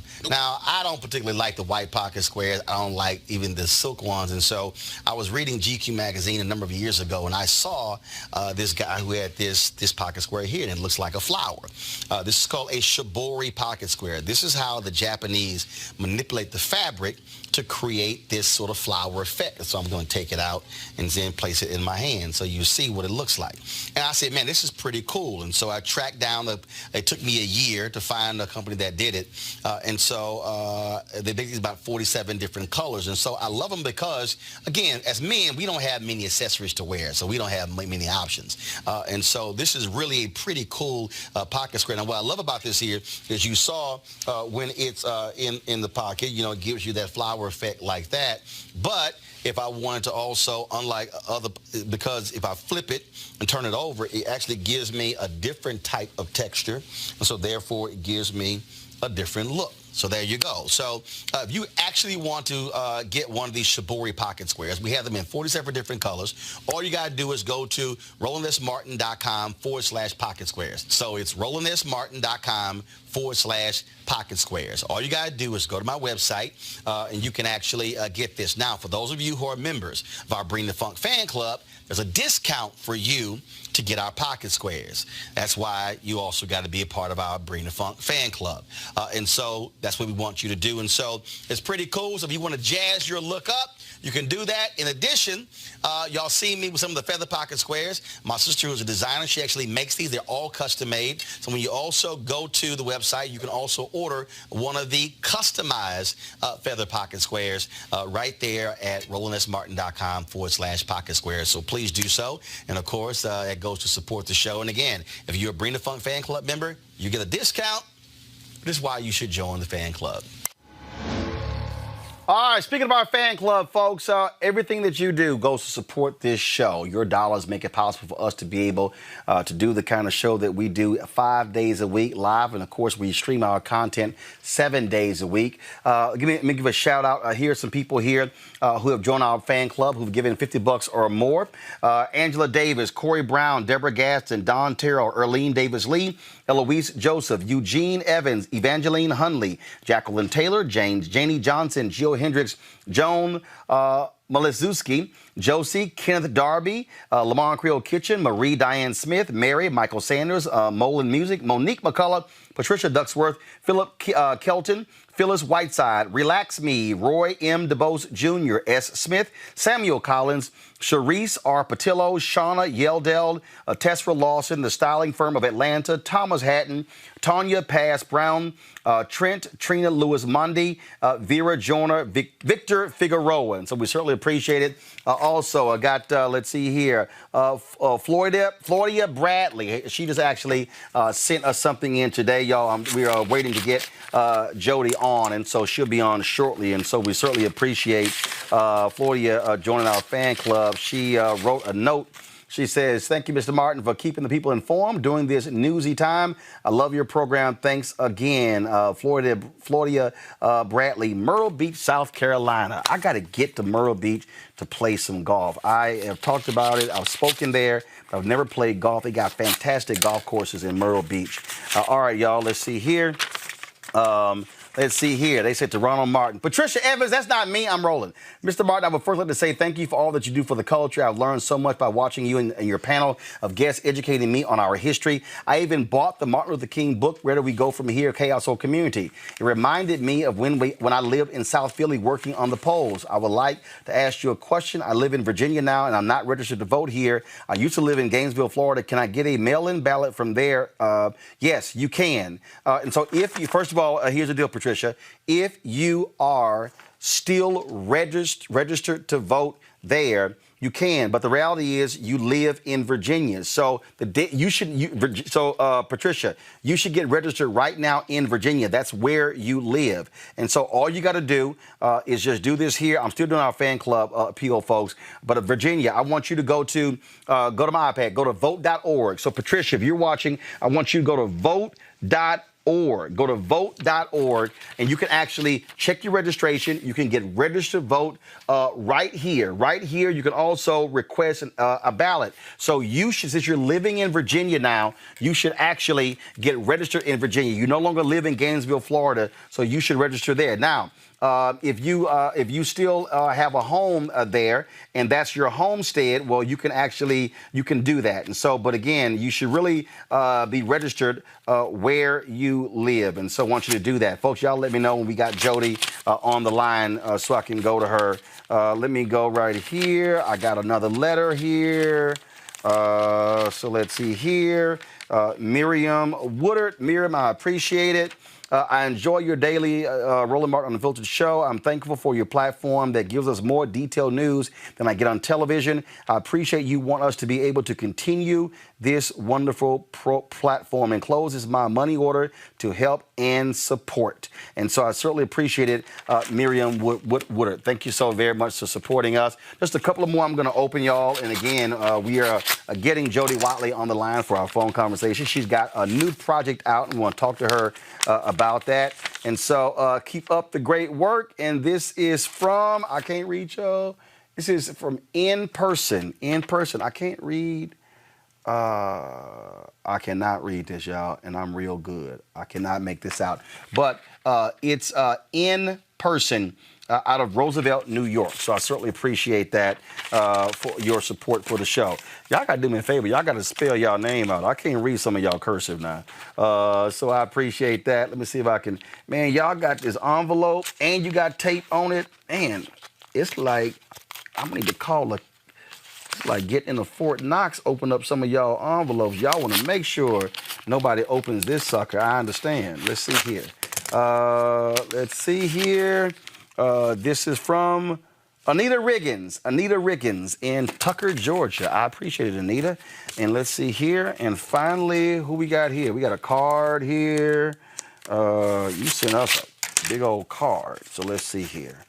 I'll open this thing up right now. And there are people in our lives who are so genuinely kind-hearted. Appreciating them just comes naturally. Your great media service and caring for our community. God continue to bless you and business. Eunice Tibbs, Huntsville, Alabama. Eunice, I appreciate it. Thank you so very much. Folks, y'all can give Cash App, $RM Unfiltered. You got PayPal.me/R Martin Unfiltered. You also have Venmo.com/RM Unfiltered. And yeah, you can do like them. You can actually send a money order to New Vision Media Inc. NU Vision Media Inc. NU Vision Media Inc.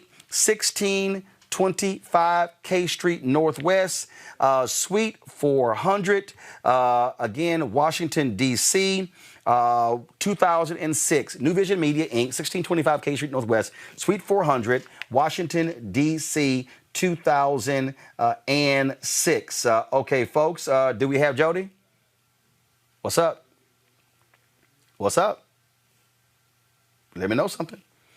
I'm going to do this here. Hey, I told y'all I've been doing commentaries for Black Information Network, iHeart's radio network. Go to my iPad. You can actually go online. You can go to their app. You can listen to those commentaries that are on there. And, of course, our podcast, the Roland Martin Unfiltered audio podcast, you can actually go to get the iHeart Radio app. You can listen to our podcast right there. They are now handling the distribution, the marketing, and the selling of our audio podcast. I still own it. Just y'all care. I own it, but we're partnering with them, so we certainly appreciate that. My commentary is twice a day on the Black Information Network.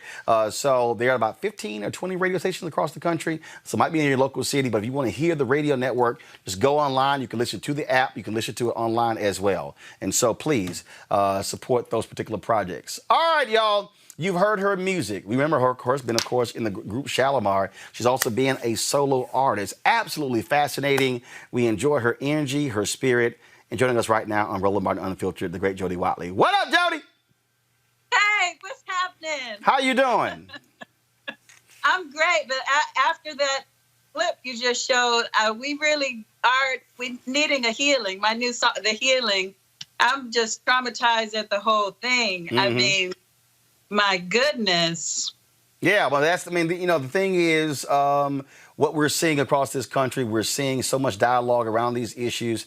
We're seeing artists who are using their art to speak to these issues. And so talk about this song.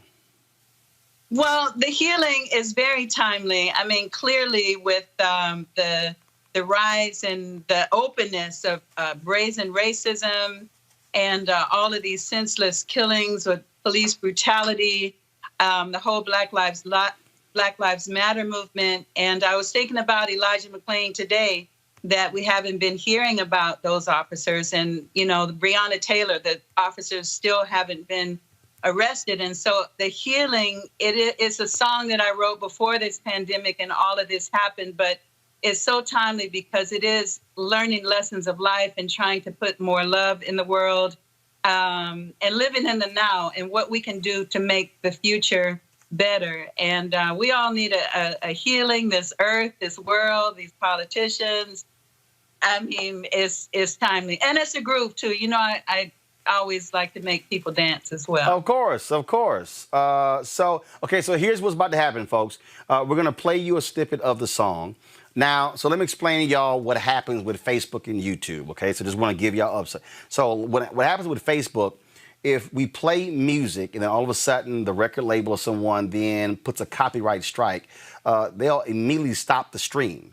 So you all of a sudden, you'll see it blocked. So on Facebook, if that happens, I'm just letting y'all know what's about to happen, okay? So it's my label, so right. Well, so what happens is even when that happens, so what happens is if they do that, because what happens is their algorithm automatically does it. So and then all we do is we simply respond to them. Yes, here's permission granted to us to be able to play the song, and then it gets lifted, but it immediately stops the stream at that moment. So Facebook, I'm just letting y'all know right now, if that happens, just go to the YouTube channel. Here is Jody Watley, The Healing. Spring. I don't know who needs to hear this, but it's time. The healing. Healing. It's time for the healing. The healing. Embrace the possibilities of the future. Create more love. Create more peace. Create more abundance in the now. It's what we have. It's what you make of life. Now. It's what we have. Now. It's time. The healing. Healing. It's time for the healing. Now. The healing. All right, we're going to have that music playing underneath us while we keep talking. So Jody, it's interesting because all these other songs that have come out, they've all been slow and very emotional. But this is upbeat. Yeah, and the updated video to this, the lyric video, I incorporated photography from the Black Lives Matter protests that were happening here in Los Angeles and the aftermath all around the city of all of these buildings that have Black Lives Matter and from Beverly Hills to Santa Monica to West Hollywood to Mid-Wilshire, which I think they're still up too. And so that one is on YouTube. And so I wanted to, it's important to include that to remind people, and photography with, Breonna Taylor, justice for Breonna Taylor and Elijah McClain. And so the upbeat, like I said, I wrote this before the pandemic, but lyrically it's timely. And really, it could be an inspiration. If I throw a choir on it, we can go to church with it too. Absolutely, absolutely. And the reality is, I mean, music has always played a huge part when it comes to movements. I mean, if people really study the civil rights movement, I mean, you had the Freedom Singers. I mean, when they were in jail, they songs that kept them together. In Parchman Prison in Mississippi, it was always about songs, and so all across the South that was the case. And so music has played a central role in all of the Black movements we've had. Absolutely. And even when you think of, as yesterday at the service, the homegoing for, rest in peace, John Lewis, even a song like, We Shall Overcome is really an optimistic song, that is meant to uplift, because even in challenging times, we all need to be inspired. One of the albums, growing up, I was living in D.C. actually when the riots happened. And I remember when James Brown came and to calm everything down. And, I was probably only 7 or 8 years old, but I remember it. And Say It Loud, I'm Black and I'm Proud. And so, songs, you're right, they inspire, they motivate at critical times. And, some artists take a different approach. But for me, this one in spoken word, I grew up, I loved Nikki Giovanni and, Angela Davis I was familiar with. And so, all of these things are a part of me as an artist, and I try to incorporate. And like I said, this song right now is just so, I want to inspire people and do the work. It's like, whether you're protesting or donating or working behind the scenes, but we all need to be doing something, and most of all, creating more love. And that is from our presence and our being and what we put out. Because a lot of people putting out hate. So, I'm all about putting out more love and put some action behind it as well. Let me ask you this here. For you during this moment of this pandemic, it has been very difficult for artists because everything is shut down. I mean, you don't have concerts. You don't have folks are not on the road. They're not traveling. How have you made adjustments when it comes to your work? First of all, I'm thankful that I'm a songwriter. There you go. I own my publishing. Right, which so folks, for everybody who's listening, what that means is I ain't got to tour to get a check. So when my stuff gets played, a check comes to the crib. Yes, Jody Wiley music is a blessing from God. And right now, I was just thinking that it's like, oh my gosh, my classics and even my newer songs that don't get as much exposure. When you're an independent artist, as you know, owning your own everything that you do, you may, take the hit because you're investing, and we have to do that, invest in ourselves, but handling the business. And so on the back end of it, I'm very thankful that I've held on to, with songs like Looking for a New Love, Don't You Want Me, Some Kind of Lover, Friends, all my songs. And like I said, owning my own label, I've been able to do deals with all sorts of companies and things that people don't even really know about. So I'm managing. It is. I've taken time off here and there, but this is the first time that to not be looking at doing any concerts anytime soon is kind of a trip because, I've been doing concerts since I was 17.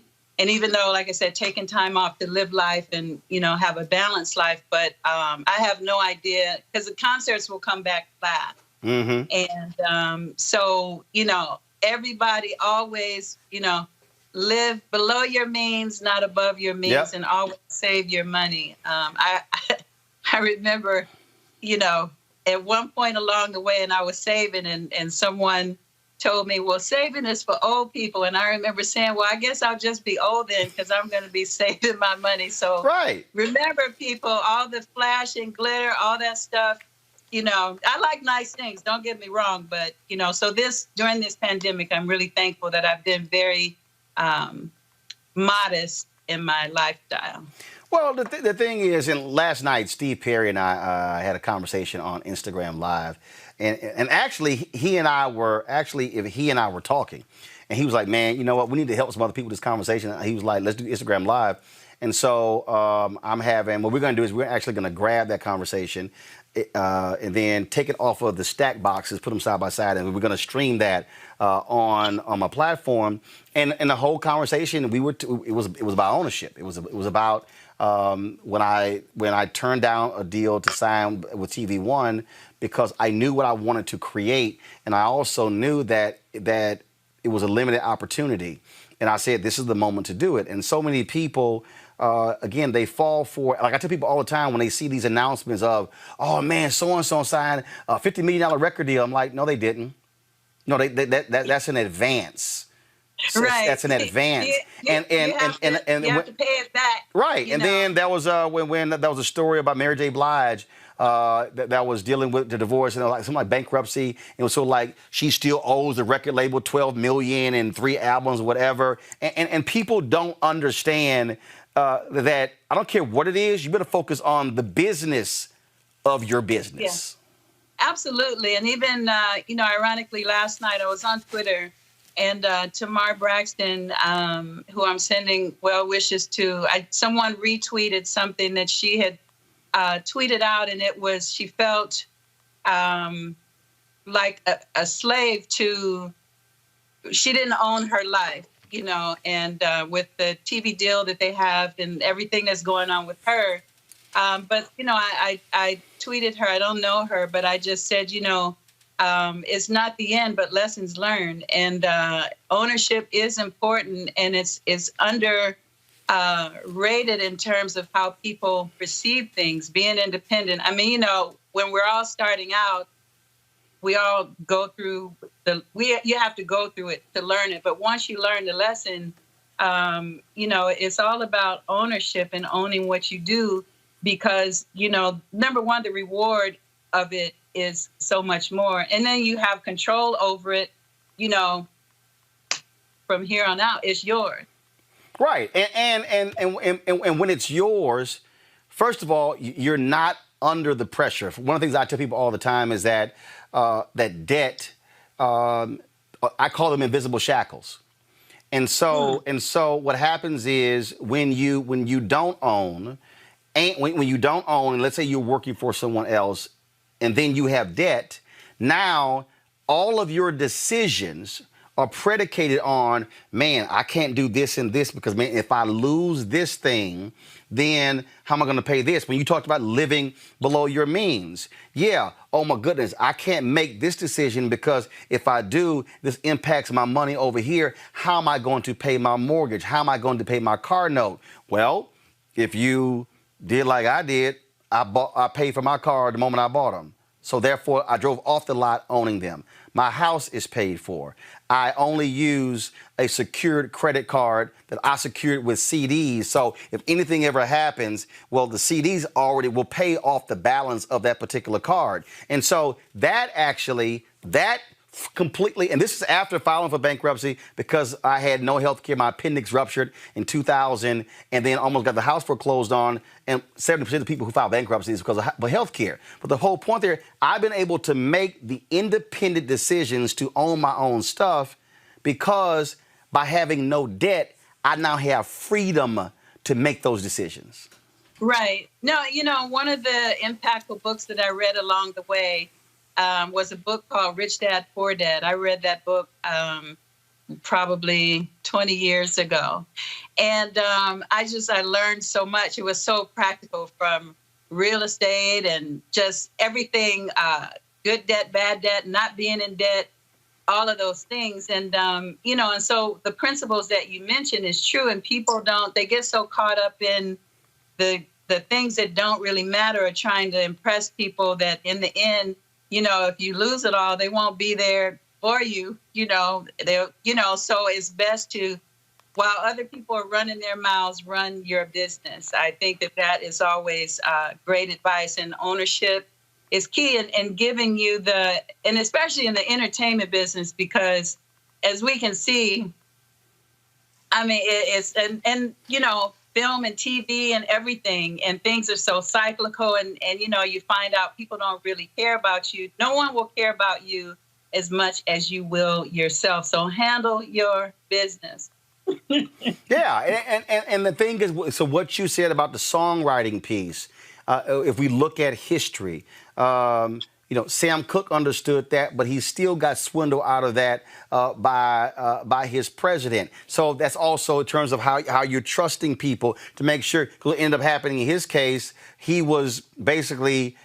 owned his stuff. But this guy structured the deal where Sam essentially was working for him.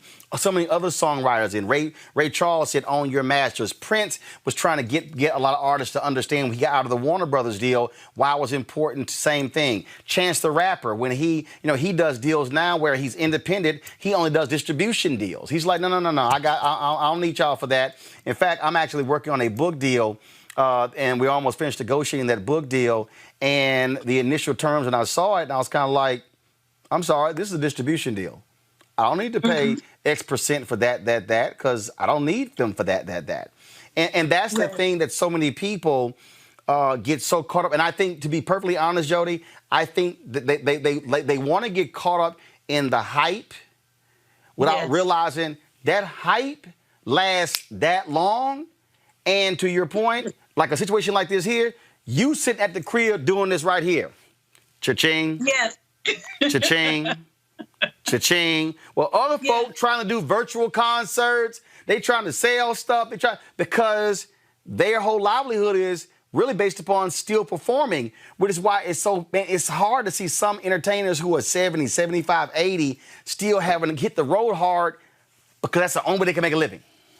Right. And, and that's very true, and I've always been of the philosophy, once it's a blessing to continue to be creative and to release music and do what I love and all of that. And touring has always been, it's like I do it when I want to do it.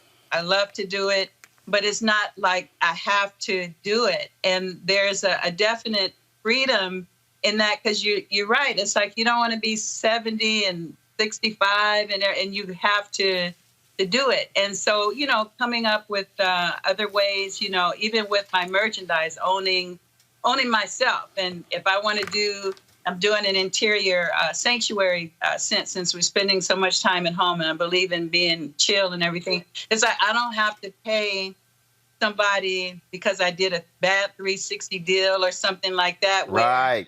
I'm not going to see the money because they advanced it to me forever ago, and now, or T-shirts or whatever it is. And so it's very artists. I always, since I've been a solo artist, I've always said, because I learned a lot as a teenager, started in the business and going through that whole thing, but learn the business in anything. Yep. Learn business. Yep. My son just graduated, he has a finance degree, and he is very much always been about research and, planning, preparation, and being, organized with what it is you're doing, and prudent about, budgets and all that, things that people, it just spends, it just, it sounds boring, but it really, if you learn those principles at a young age, and I instill both that in both my daughter and son, then when they become adult, and of course, everybody's going to have their splurges, and then it's like, oh gosh, but, you really have to be prudent. And in this day and age, and with the unpredictability of what's going on right now, I know a lot of people are suffering. I feel for, my musicians and right. Just it's a whole ecosystem. It's not just the artists. You're talking about the band people, the band members, the tour manager, the personnel support, all of the people who handle audio, folks who handle video, the people who hang the lights and the cables. None of those people are working. Yeah. And I don't think people, because they look at artists, it's like everything is just like poof, and you're just there. And it's like, but there's so much that goes into it. And there's so many people, even, that we're responsible for, like you said, all of the staff and everybody. So everyone's been impacted from, even with sports, with the NBA being back, all those vendors and concession workers and all those people, out of work. And so, again, I hope that we will all make it through this, but it's not losing the faith, and just, hanging in there. Indeed. Indeed. Well, folks, we appreciate you being with us. Folks, the song is called The Healing. Check it out. Download it. You can watch that video on YouTube as well. Jody, go ahead with your fan. Go ahead. I saw you with the fan. You got me sweating, Roland. This ain't heavy lifting. This ain't heavy lifting. And so I take it, if somebody want a Jody Watley fan, where do they go? Right here. I know you selling the fans. Yes. Yeah. The fans. This one is custom. That was for me. But yeah, fans. I got the whole collection coming. The whole bit. Where do they go? Where do they go? Jody Watley Connection. Everything, you can link up to it at jodywatley.net. It has my boutique link and all my social media and everything. And also some of the merchandise on my YouTube channel, just like on your channel. And yep. People support Roland, buy some stuff, and then go to Jody Watley and buy some stuff, because we are independent, we're Black owned, and we're doing it for ourselves. And, the likes and comments are nice, but, it's nice when you also support. That's right. Likes, comments, and shares do not pay the bills. And so we appreciate that, but absolutely, that's why it matters. And the thing that I also explain to people, when you are independent, when you are Black owned, you have an opportunity to help other people as well, and that's what matters. And so it goes beyond just one individual. I mean, I've got 10 employees. We want to be able to grow. We want to have 10 more employees, and then 10 more employees. And so we would love to be able to have the size of a staff of the New York Times or the Wall Street Journal or CNN, but that only happens when, one, folks continue to watch, numbers continue to go up, and we're able to get those advertising dollars to be able to build and grow capacity. And that's what it boils down to. But it's important to, again, learn the business of your business. There are a lot of people in this thing for the hype, and they say, oh, my God, people see you and they stop you in airports. I'm like, yeah, that's all great and well. But if you don't learn the business side of that, you will be left stranded trying to figure out, what did I do for 20, 30 years being on somebody else's network, being on somebody else's station, or in your case, being on a label? What happens when they say, we're done? A lot of people we know are stuck having no idea where to go because they thought, or their entire validation was caught up in, I'm so-and-so with this label, or I'm so-and-so with this network, as opposed to saying, no, I'm so-and-so. I don't need something at the end of my name to determine my validation. Absolutely. Absolutely. And like, in the healing, it's like, when I say wattage, it's like, remember that, you have a light, and our experiences, sometimes people feel other people will make you feel your light has gone out. But, like you said, if you are the captain of your ship, no matter what your job or profession, you have to keep it going and believe that, and handle your business. No one is going to handle it like you will. And then you don't want to, especially, as time goes on, be beholden to anyone, and have just, out of pocket, as my dad used to say. You don't want to be out of pocket or in a trick bag. You do not. Jody Watley, we appreciate it. Good to see you. Normally I'm responding to you in Club Quarantine with D Nice, or seeing you on social media. Great to have you on the show, and so good luck in all that you're doing. Thank you. Love you. Love you, darling. I appreciate it. Thanks a bunch. All right, folks, that is it for us. Do this here. Here we zoom out. So today's shirt I am wearing is the I Am a Man shirt. That, of course, this is what the Memphis sanitation workers wore in 1968 when 1,100 brothers, when they went on strike. Dr. King, of course, was there to help them and celebrate them. And so they were carrying the placards, I am a man. Well, I went to the National Civil Rights Museum, and this is where I was able to, I got this shirt. And so if you want to get this shirt as well, all you got to do is go to civilrightsmuseum.org, civilrightsmuseum.org. No, they're not paying me to do this here, but I believe in supporting what they do. This is the website. Go to it, please. Henry, this is their site. right here, Civil Rights Museum. And then, of course, you can click shop, and then it will take you to the various shirts as well as the products you can get there. They've got, of course, Black Lives Matter shirt right there. Let me click apparel. And so you see their Malcolm X shirt. And then this is their I Have a Man shirt, $21.99 right there. They also have a hat as well. And so we believe in supporting our institutions. It's important for them to still exist. Folks, thank you so very much. We always end the show on Friday rolling the credits of all of our fan club members. And look, Jonathan Slocum hit me last week. He was like, man, he said, you run it too fast. I said, Jonathan, it's more than 10,000 names. We can't run that thing slow. I'll see y'all on Monday.